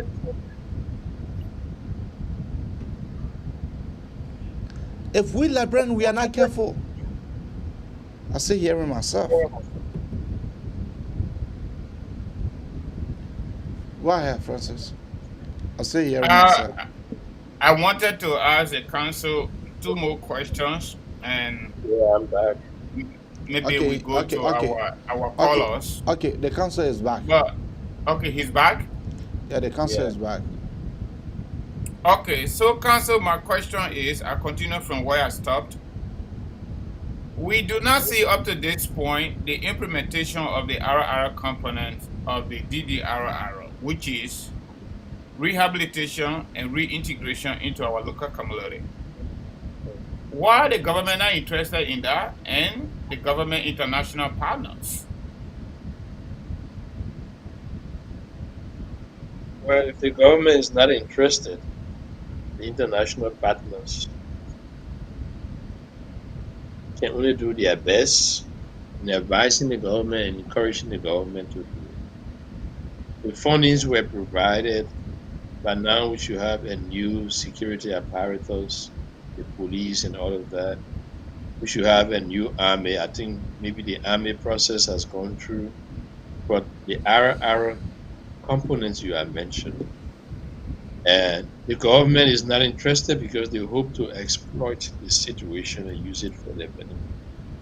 As we speak now, there is an 8,000 strong Zogo army. They have trained them, they keep them on drugs, they have taken all of their voters' cards, and they have broken them up into different sectors in Liberia, just so they cannot be able to coordinate. During the demonstrations that were held by Costa, they had these Zogos to go and cause mayhem. But the Zogos came together, they put their heads together and said, no, this is not correct, these are our own people. So they agreed 1 or 2 times that they will not follow the instructions of government. So the government has broken them up into sub-units around the country so that they do not know each other, they do not coordinate. And it is government now who gives them instructions on what they should do and how they should go about doing their thing. So they are just getting high, they are not to themselves. When they receive instructions from government, they just go. It's difficult for them to coordinate. Their voters' cards are being withheld and controlled by rescue mother to manipulate them during the electoral process on how to vote and what to do during the voting process. So they are exploiting the situation. That's why I say Liberia is still in transition. Our transition process is not completed. And the TRC report has recommendations on how to handle the situation with these people we call our brothers and sisters we call Zogos. That is rehabilitation and reintegration. There is sufficient recommendations in the TRC report on that. That is why we're saying an international community has gone into that and realized also that TRC has to be. It's the way forward for Liberia. Anybody who is not in favor of the TRC recommendations will be doing so because of their personal views. And they are not in favor of Liberia making progress. What we have in Liberia is not progress. What we have in Liberia is more or less a decline. And as AB said, maybe we do not even have a state anymore. We just have a group of people gathered in one place. But no, we intend to have a better Liberia than what we experience today. These citizens of ours, these brothers and sisters, need to be reintegrated. I heard Senator Dillon was building some structure just for that purpose, but it's expensive. It will need government support. And I don't know whether he is working along with government or government is working along with him. Our children, our future, they need care. They need to be rehabilitated. It takes time to get drugs out of the system. So there has to be an institutional approach to doing this. Otherwise, it's going to spread and spread and spread, and it's going to damage the future of our country because we need our youth. You know, and it is very, very sad. We are killing the future of the country, and we think that we are selfishly governing just for ourselves. It's unfortunate, very, very unfortunate. But I tell people the Liberian people didn't vote for Weah. He was popular, yes, but he didn't have that vote to win an elections. And the opposition went to court, and we heard what the court said. And Weah knows the Liberian people didn't vote for him, and so he doesn't care about the Liberian people. It's all about himself. All right. So just a quick question, AB. Let me ask a question as a result of that answer. So, Council, from all indications, according to our censor house, NIJIC, and other international partners that support them, Liberian population now, we got about 64 to 65% youthful population. You know the definition of that. Considering what the government is doing based on your answer and based on what we know today, police brutality, inducement of our young people with drugs and cash violence from our coffers, illegal death, should we start to pursue human rights violation by the Weah government and start to put in place a determination for war crime for its government? Precisely, but the question will be how. And previously, I said Liberians can take individuals to court in Liberia or in other fora, like the ECOWAS court. You know, group of citizens can come together and sue Prince Johnson, for example. They hold him accountable for all the things that he has done. He boasts today of being a very wealthy man, and he's being enriched by the resources of Liberia. It's time that he use those resources, or he's mandated to use the resources to cater to our vulnerable population. You know, without these things happening, the country wouldn't make a rapid progress from war to peace. That's why I said we are still in transition. We haven't transcended the war era yet. Our mentality, our thinking, our laws, our governance practices, they are all still backward. Liberia doesn't look like a country that has emerged from war. Look at Sierra Leone. Yeah. Look at Rwanda. And you can go on and on. After war, what people do, people change their attitude. People try to make things better, different, so that there can be progress along the way, so that you cannot go back to the same situation. But look at what is happening. You know, they are exploiting our youth, keeping them on drugs. Oh, since the drugs made up to fight war and hold arms, okay, we keep you there, and we will use you for our own purpose. And that's what is going on. The government is buying into it with the hope that they will get some benefit. In the end, it's wrong. You know, it is wrong. You tell people, give me your voter's card, I'm holding it. And every day you go and give them pennies. And you make them to feel loyal to you. So time for election, and yes, your voter card, go and do this. And believing that you have drugged them sufficiently, you have taken away their independence, and so you control them, you control their mind. So anything you tell them to do is what they will do. That's what it's all about. And that's why we need those are some of the things we're going to be calling for. There's a need for a census. In the absence of a census, that's corruption. That's opportunity to rig the election. We need to have the census before we can have election. Okay. Let's go now to our Cora. Cora, what is the name and where are you calling from? Yeah, Eddie, good morning to you and Francis. Good morning to my big brother in studio, Honorable Radio. This is Eric Moore. I know from Logan Town in Minnesota. I want to say thank you, Mr. Radio, for explaining the truth to the Liberian people and many people out there will say negative things about you, but I know what you stand for. I was a little boy growing up when you all were being chased in Logan Town, and you have to run through the swamp. I remember when one of two Goisin even tried to eliminate you guys in the name of Beku right. But God protected you, and I want to say thank you very much. Now, to the issue of Liberia and the issues that is unfolding in the nation, there's no better way you can say it or how you have said it. First, I would say to AB and Francis, please, you'll have a day on your show that you will bring in Mr. Verdia for the populace to be educated on these things, because many people don't know their right. I hope you will go into your closet and you're done that, because your show is not about politics. Your show is about speaking the truth to the people in Liberia. Mr. Verdia, this is my question to you this morning.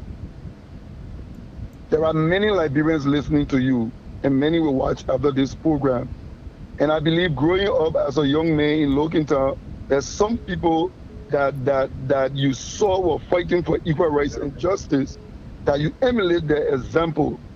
What is your word to those that are fighting for equal rights and justice in Liberia that is still in the university? What encouragement do you have to give them? Because we want to know where your strength came from, and you can pass it on to those young ones that are standing for equal rights and justice. The next one here is this. I'm looking at the tenure of the president in Liberia, and I'm looking at the tenure of the representative and the senator in Liberia. For me, I feel it is too long. What can we do as a nation to reduce the tenure of the president to 4 years, the tenure of the representative to 2 years, the tenure of the senator to 6 years? What can we do as a nation? Because for me, I believe that is the way we will curtail the rate of corruption, and people will be able to do exactly what they are elected for to do. Thank you very much. Thank you. We have another caller there. Francis, go ahead. Good morning, caller. What's your name and where are you calling us from? Not too bad. Can you increase your volume a little bit, please, so my host can hear you in studio and our guest? Yeah, can you hear me now? Yeah, I can hear you, but we don't know your name yet. Oh, my name is Fatima, and I'm calling you from Canada. All right, go right ahead, my brother. Yeah, thank you for hosting the council. Just one quick question for the council. Councilor, to me, thank you very much for your tireless efforts in trying to bring about Liberia change. Well, my frustration is, I feel that you guys are advocating more and more for America to do something. What I think is that America does not have any interest in Nigeria. It's like that. I mean, policy started to change now on some government procedures. When actually the legislation comes in, almost a year now that this area was this session. These guys are not changing their rules. They're not willing to do for this country. What actually are we to see this nation against it? And for me, I would suggest you people to be talking about centering the entire government and not just individuals, because if the government, America needs to start this government here to be able to resist from all these iniquities and corruption and stupidity that have been witnessed for us for how many years in this country, like taking this country backward. Thank you, Mr. President. Thank you. Councilor, can you respond to what our first... Yeah, can we just go to one more so he can respond to all three? We'll get another caller on the line. Caller, what's your name and where are you calling us from? Hello. Yeah, how you doing? What's your name, please? Okay, my name is Doris Yanagenes, and I'm calling from Waterloo, Iowa. Okay, Mr. Yine, go right ahead. Please be snappy. We'll get a lot of folks in the queue, okay? Yeah, thank you. You're welcome. Thank you very much, Council, for accepting the invite.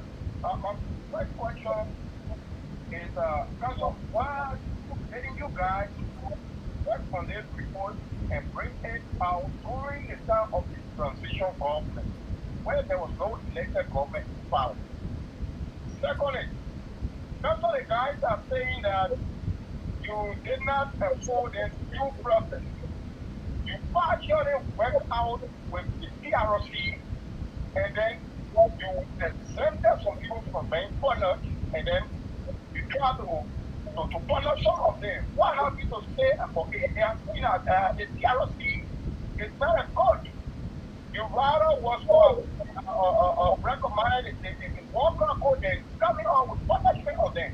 And then in terms of which one of the justices the TRC brought, was it a retributive justice or a retroactive justice? Thank you. The other guys are online. I cannot see it. Oh, thank you. Thank you very much for your contribution this morning. I will start from the last, and I didn't understand the second question because it wasn't very clear. The TRC was never a court. The TRC has not punished anybody. The TRC was mandated to do what it did, and everything about the TRC is just recommendations. Like I said, there are 142 pieces of recommendations that the TRC has made. That is in response to the third quarter. And so it is just recommendation until it is implemented. It just remains on the book. It is just in black and white. Okay, we didn't punish anybody. We didn't take anybody to court. We have powers to subpoena people to appear before us, but we chose not to do that, so we didn't use that power. And the TRC was an open process. Everybody was free to come in. And I heard him saying something about being partial and not punishing some people. We didn't punish anybody. We invited everybody, and everybody who came and spoke, they had the audience and they had radio and television. Everything was live. And we did our work based upon what was brought to us, based upon what we investigated, based upon our own conclusions with all the pieces of evidence that was before us. And he's saying, some people are saying, up to now, it's been 11 years? We are still waiting for somebody to come out and say what TRC should have done that it didn't do. Nobody have come up emphatically to say this is what the TRC has done that it didn't do.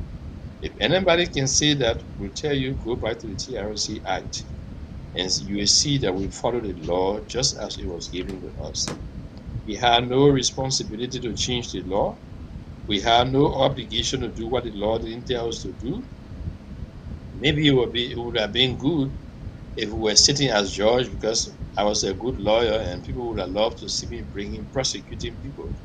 If that was the case, yes, we would have done it. But unfortunately, that's not what I was called to do. That's not what we were called to do. So me and my colleagues on the commission, we did what we were told to do, just to examine, to review, to investigate, to document. Everything has been documented, and make recommendations on what needs to be done. And that is where we are on the TRC process. The recommendations are there and they need to be implemented. The first question, I was very happy to hear my friend and brother Eric Moore. It took me way back to Looking Town. That's where I grew up. And I was happy he was able to come and take my memory back and share some perspective of some things that we may have forgotten and all of that. He knows, and I thank you, Eric. I'm happy to hear from you and to know that you are doing well in Minnesota, wherever you are. And what needs to be done? The first thing is to change the government, the current government. If we have a better government that can listen, a better government that is prepared to do the good for the Liberian people, that government will be accountable, and Liberia will have a good governance that it will enjoy and prosper under.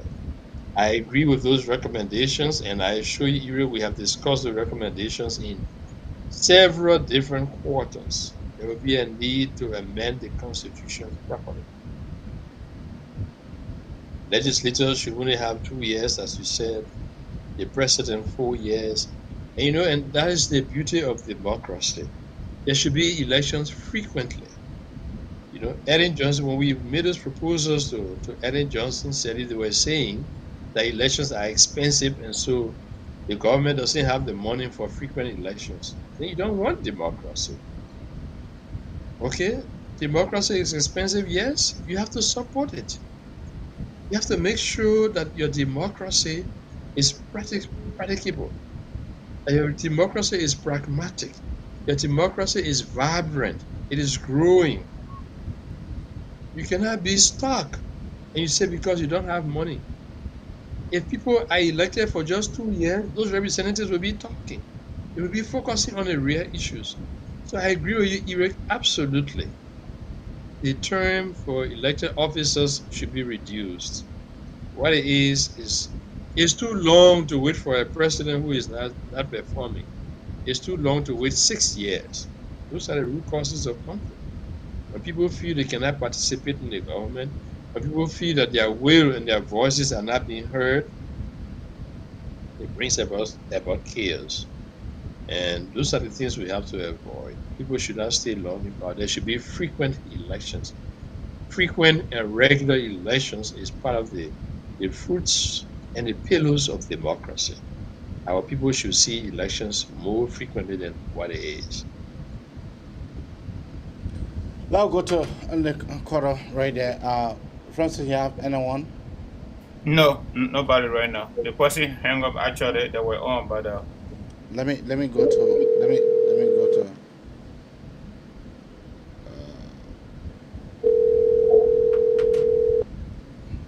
Quarter, what is your name and where are you calling her from? Okay, well, I'm calling from Louisville, Kentucky, in the USA. Okay. I got a question for that gentleman that's over there. My question here is... You get counsel for Councilor Brother, you calling gentleman? Okay, Councilor... Your name, I don't know. Okay, but my question... for that, let me leave you, so you're not ready to talk here. Quarter, what is her name and where are you calling her from?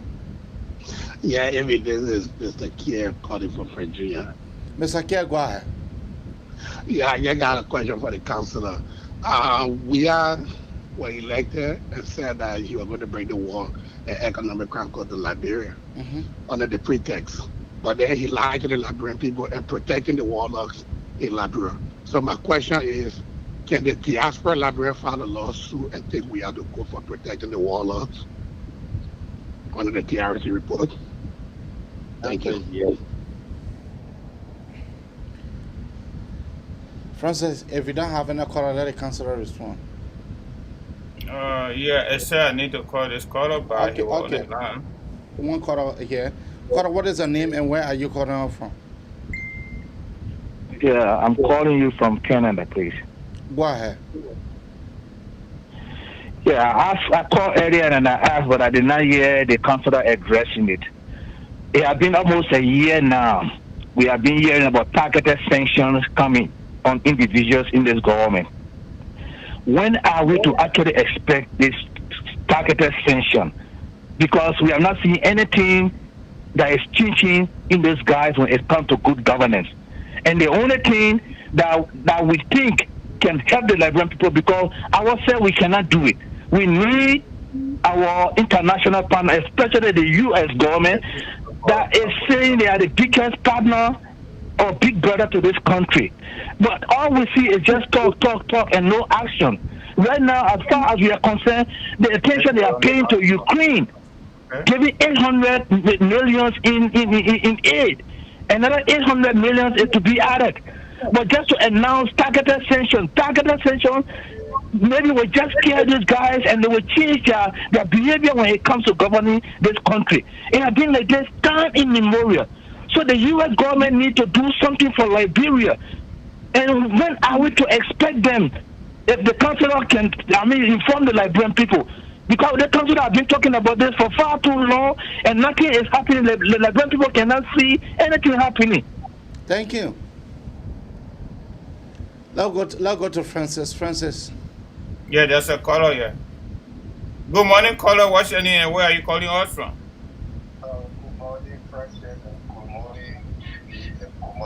Councilor Chiru. Please be snappy. We got a lot of folks in the queue, okay?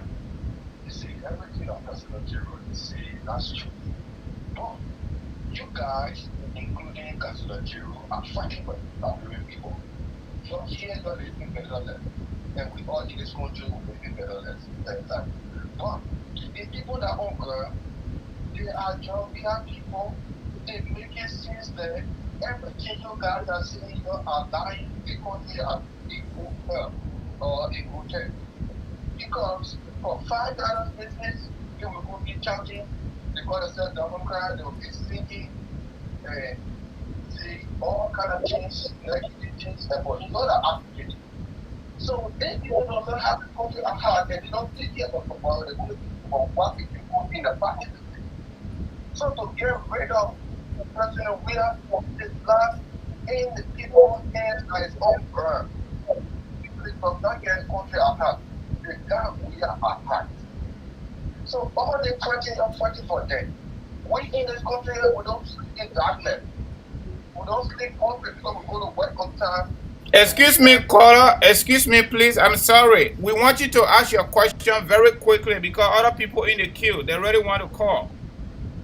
Yeah, so what I was saying, what I'm trying to say here, how can we get Georgia or the power with the so-called Liberian people that we advocate for everything are making it seem that we are lying on the name? How? What kind of measure can we put in this? What kind of idea the council have? That's what I want to hear. Thank you very much. Now go to Councilor Brother. Thank you. I want to thank the callers for their contributions, and it is important to emphasize that beyond what we expect the international community to do, we should prepare ourselves to do the things that we ourselves can do, to do some things for ourselves rather than just depending on the international community. The international community does its best to make sure that Liberia continue to exist as a country. If there's a need for healthcare improvement, there is a need for development and other things for government to provide social services, they support the government and give the government the resources. But the government is unaccountable. The government is corrupt. They eat all of that. They eat the money. They steal from their people. And recently you have heard a lot coming of the US government. Okay, apart from the forum President Biden had, the lady who represented the US government, Honorable Dana, I think Dana Brooks or something like that, she came and she spoke. The US ambassador have been speaking. All of these things are signals to tell the Liberian people and to tell the Liberian government. In fact, they said they are appealing to the Liberian government to do more for its people. So the US is aware, the US is paying attention, but there are things the US can do, there are things the US cannot do. The sanctions are already on. The sanctions are already on, but they are not announcing it. And I know from information that I received, the sanctions are on. But we are very close to elections. The US government doesn't want to be seen trying to influence the elections. So things are left for the Liberian people to make up their mind and decide what to do. We should believe in the power of our vote, and we should fight for our votes to be counted and counted correctly. Election is just around the corner. Liberian people should come up en masse and vote out the government. If you have a bad government, nothing good will happen. The US cannot send its people here to come and govern Liberia for us. If they bring in resources, it comes through the government. The government receives the resources and uses it the way they want to. That goes for all international partners. There was a time our international partners told the government of Liberia to put back money into the account they created for the development of Liberia. Several funds were created. And the government went there, and according to the finance minister that were borrowing from it, they said, no, it was not meant for borrowing. Put the money back. You know, that's what corruption does. And they have been preaching on corruption. The corruption is dangerous. Corruption is undermining your country. Corruption is anti-development. Corruption is anti-people. Corruption is killing your people. But what Liberians can do, there's a lot Liberians can do. Come up in mass in 2023 and change everything. Vote them out of office. And if they cheat during the elections, come back into the street and say, no, this is not what we voted for. And you will not sit down after rigging our elections. That's the power of the people. We shouldn't feel that we are helpless. There is still opportunity. Somebody said there should be a change in the tenure. That's true. I agree. But it will have to be done only on a responsible government, responding to the needs of the people, responding to the needs of our times. Now, do not need 6 years. Don't be shit through more fanala.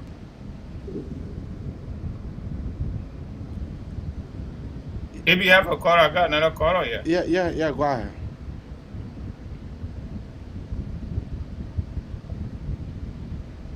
I think we'll just stay one quarter and then we'll quarter a day because the time. We are doing okay. What's your name? You gotta be very snappy. We got a lot of people in the queue, and we're not going to allow everybody. Anyway, we are sorry about that. But the councillor is listening to your question. Yeah, I'm calling from Maryland. All right, Rufa, go ahead. Good morning, councillor. Good morning. Yeah, if you're president, you see the councillor has taken clear to you guys. Our problem is we in Liberia. The councillor keeps saying the problem we Liberia. President is tomorrow 50,000 to 60,000 Liberians get in the street. Peaceful protest. 2 days, that government will be gone. Our problem is the Liberian people in Liberia because they're going through the problem. They had the problem. The councillor keeps saying it. The councillor keeps repeating it over and over. So our problem is we Liberian in Liberia. I thank you guys for the Thank you for.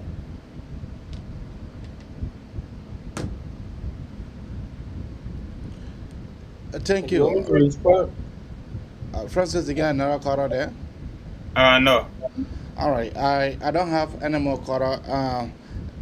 Councillor, I want to tell you thank you for coming on this Liberian People show. I want to tell you thank you very much. I hope this will not be your last time coming. I hope this will be a continual process because our audience learn to hear from you because you bring a lot of information to the Liberian people. And since this is the Liberian People show, so we want to gratefully say thank you very much for coming this morning. Back to you, Francis. I also want to add to your voice, Mr. Kamara. Council, thank you plenty. Let me put it our way. We want to appreciate your coming. I know we have some technical issue, miscommunication, but at least you made it. So we appreciate your coming, and we hope that you will always come when we call upon you, because our problems in Liberia continue to unfold itself every single hour of the day. In my mind, the only way we can address many of our issues is to continue this engagement, whether in Liberia or outside of Liberia. Many people feel we're not making good impact, but I don't think so. We are making impact because even the reactions of the government, it tells us that we are making progress. The progress is not speedy, but I think it is steady progress. We were not where we are now 100 or more 150 years ago, and we are where we are. So I think we're going to get there as soon as we, the Liberian people, take those decisive actions that we need to take, especially using our constitutional rights, peaceful assembly, and going to vote in our majority. Again, thank you plenty for coming, and we'll ask you for your parting statement. Gentlemen, I want to thank you very much, Amy and for making it possible. I hope we can have more opportunity to continue this dialogue. As both of you said, our people are interested in hearing what we have to say, and we are willing. The main concern now of many Liberians is what can we do? We have to take action. The government is supposed to work for us. If If the government is not working for us, we should get rid of the government. The government is not constituted to work for itself. That's what we can do. We can make our voices heard and we can take action. Elections are coming, that's another opportunity for Liberians, to come up en masse and vote against the government. By voting against the government is choosing an alternative. You can choose between any of those who have put forward their Liberians too. If one Liberian comes, he fails, we try another Liberian. If that Liberian fails, we try another Liberian. Until we get to the point where we have the right leaders for our country. But keep complaining and making it look as if we are powerless and we need international community to do everything for us is not the right attitude. We are not powerless. We are not powerless. We have our vote, we have our voice, we have our rights. We can exercise them. Even sometimes deciding not to pay taxes is a way of getting the government to conform to what it's supposed to do. Is the government using your taxes for the right purpose? Or is the tax money being used just to better their own lives while we are getting poorer, while we remain ignorant, and while we are being killed by diseases? And now we have murderers who are all in the street, killing people in so many different ways, and government pretending as if they do not know. They announce one investigation after another investigation. There is no feedback. So thank you, God, you all for the program. I want to thank God also for preserving our nation up to this point and for giving us the strength to be able to come up early this morning to hold this show. I'm glad you all did and invited me, and I wish you all a blessed day. Thank you. And I think this is Ramadan. Happy Ramadan if you are keeping the Ramadan. Yeah. Thank you, Council. You my co-hosts, we are observing the Ramadan carefully. Thank you, Council. Thank you. Yeah, that was the council. For me, this big brother, I call him big brother because he come with a lot of juicy and juicy information. The brother is an educator. Councillor Jerome brother is an educator. And I just want to tell you thank you for giving us the time for us to be able to bring him on this platform for him to be able to discuss some of the things that our Liberian people want to hear. What must we do? Let me go to you for your parting statement. All right, Mr. Kamara. Folks, our followers, our friends, and those who are our critics, everybody, we want to say thank you plenty for joining us this morning to again discuss Mama Liberia's progress. It is not going to be one day, it ain't going to be 2 days, or 1 week, or 1 month, or 1 year, or 2 years. Governance in itself, development, and growth is continuating. So we will not get angry, we will not get perplexed that we do not have any way out. We do have way out. Plenty way out. You heard the councillor saying it.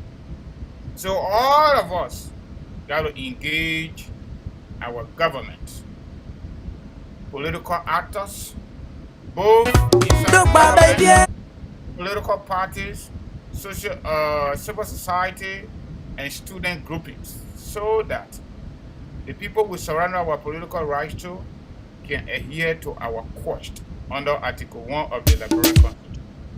All power is inherent in the people, and their safety, their security, their protection, if it is compromised, then the people must act, and we must act now. Thank you, Plenty. Thank you.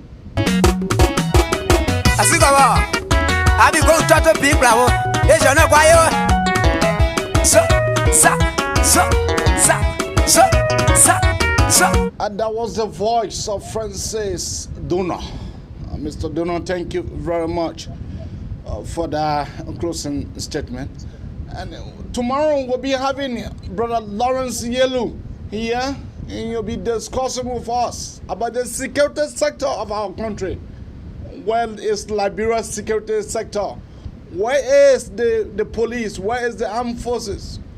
Where is the ERU or the PSU? Where is the guys? So Brother Yellow will be here tomorrow, the same time, the same place, and the same stations as well. Bye-bye for now.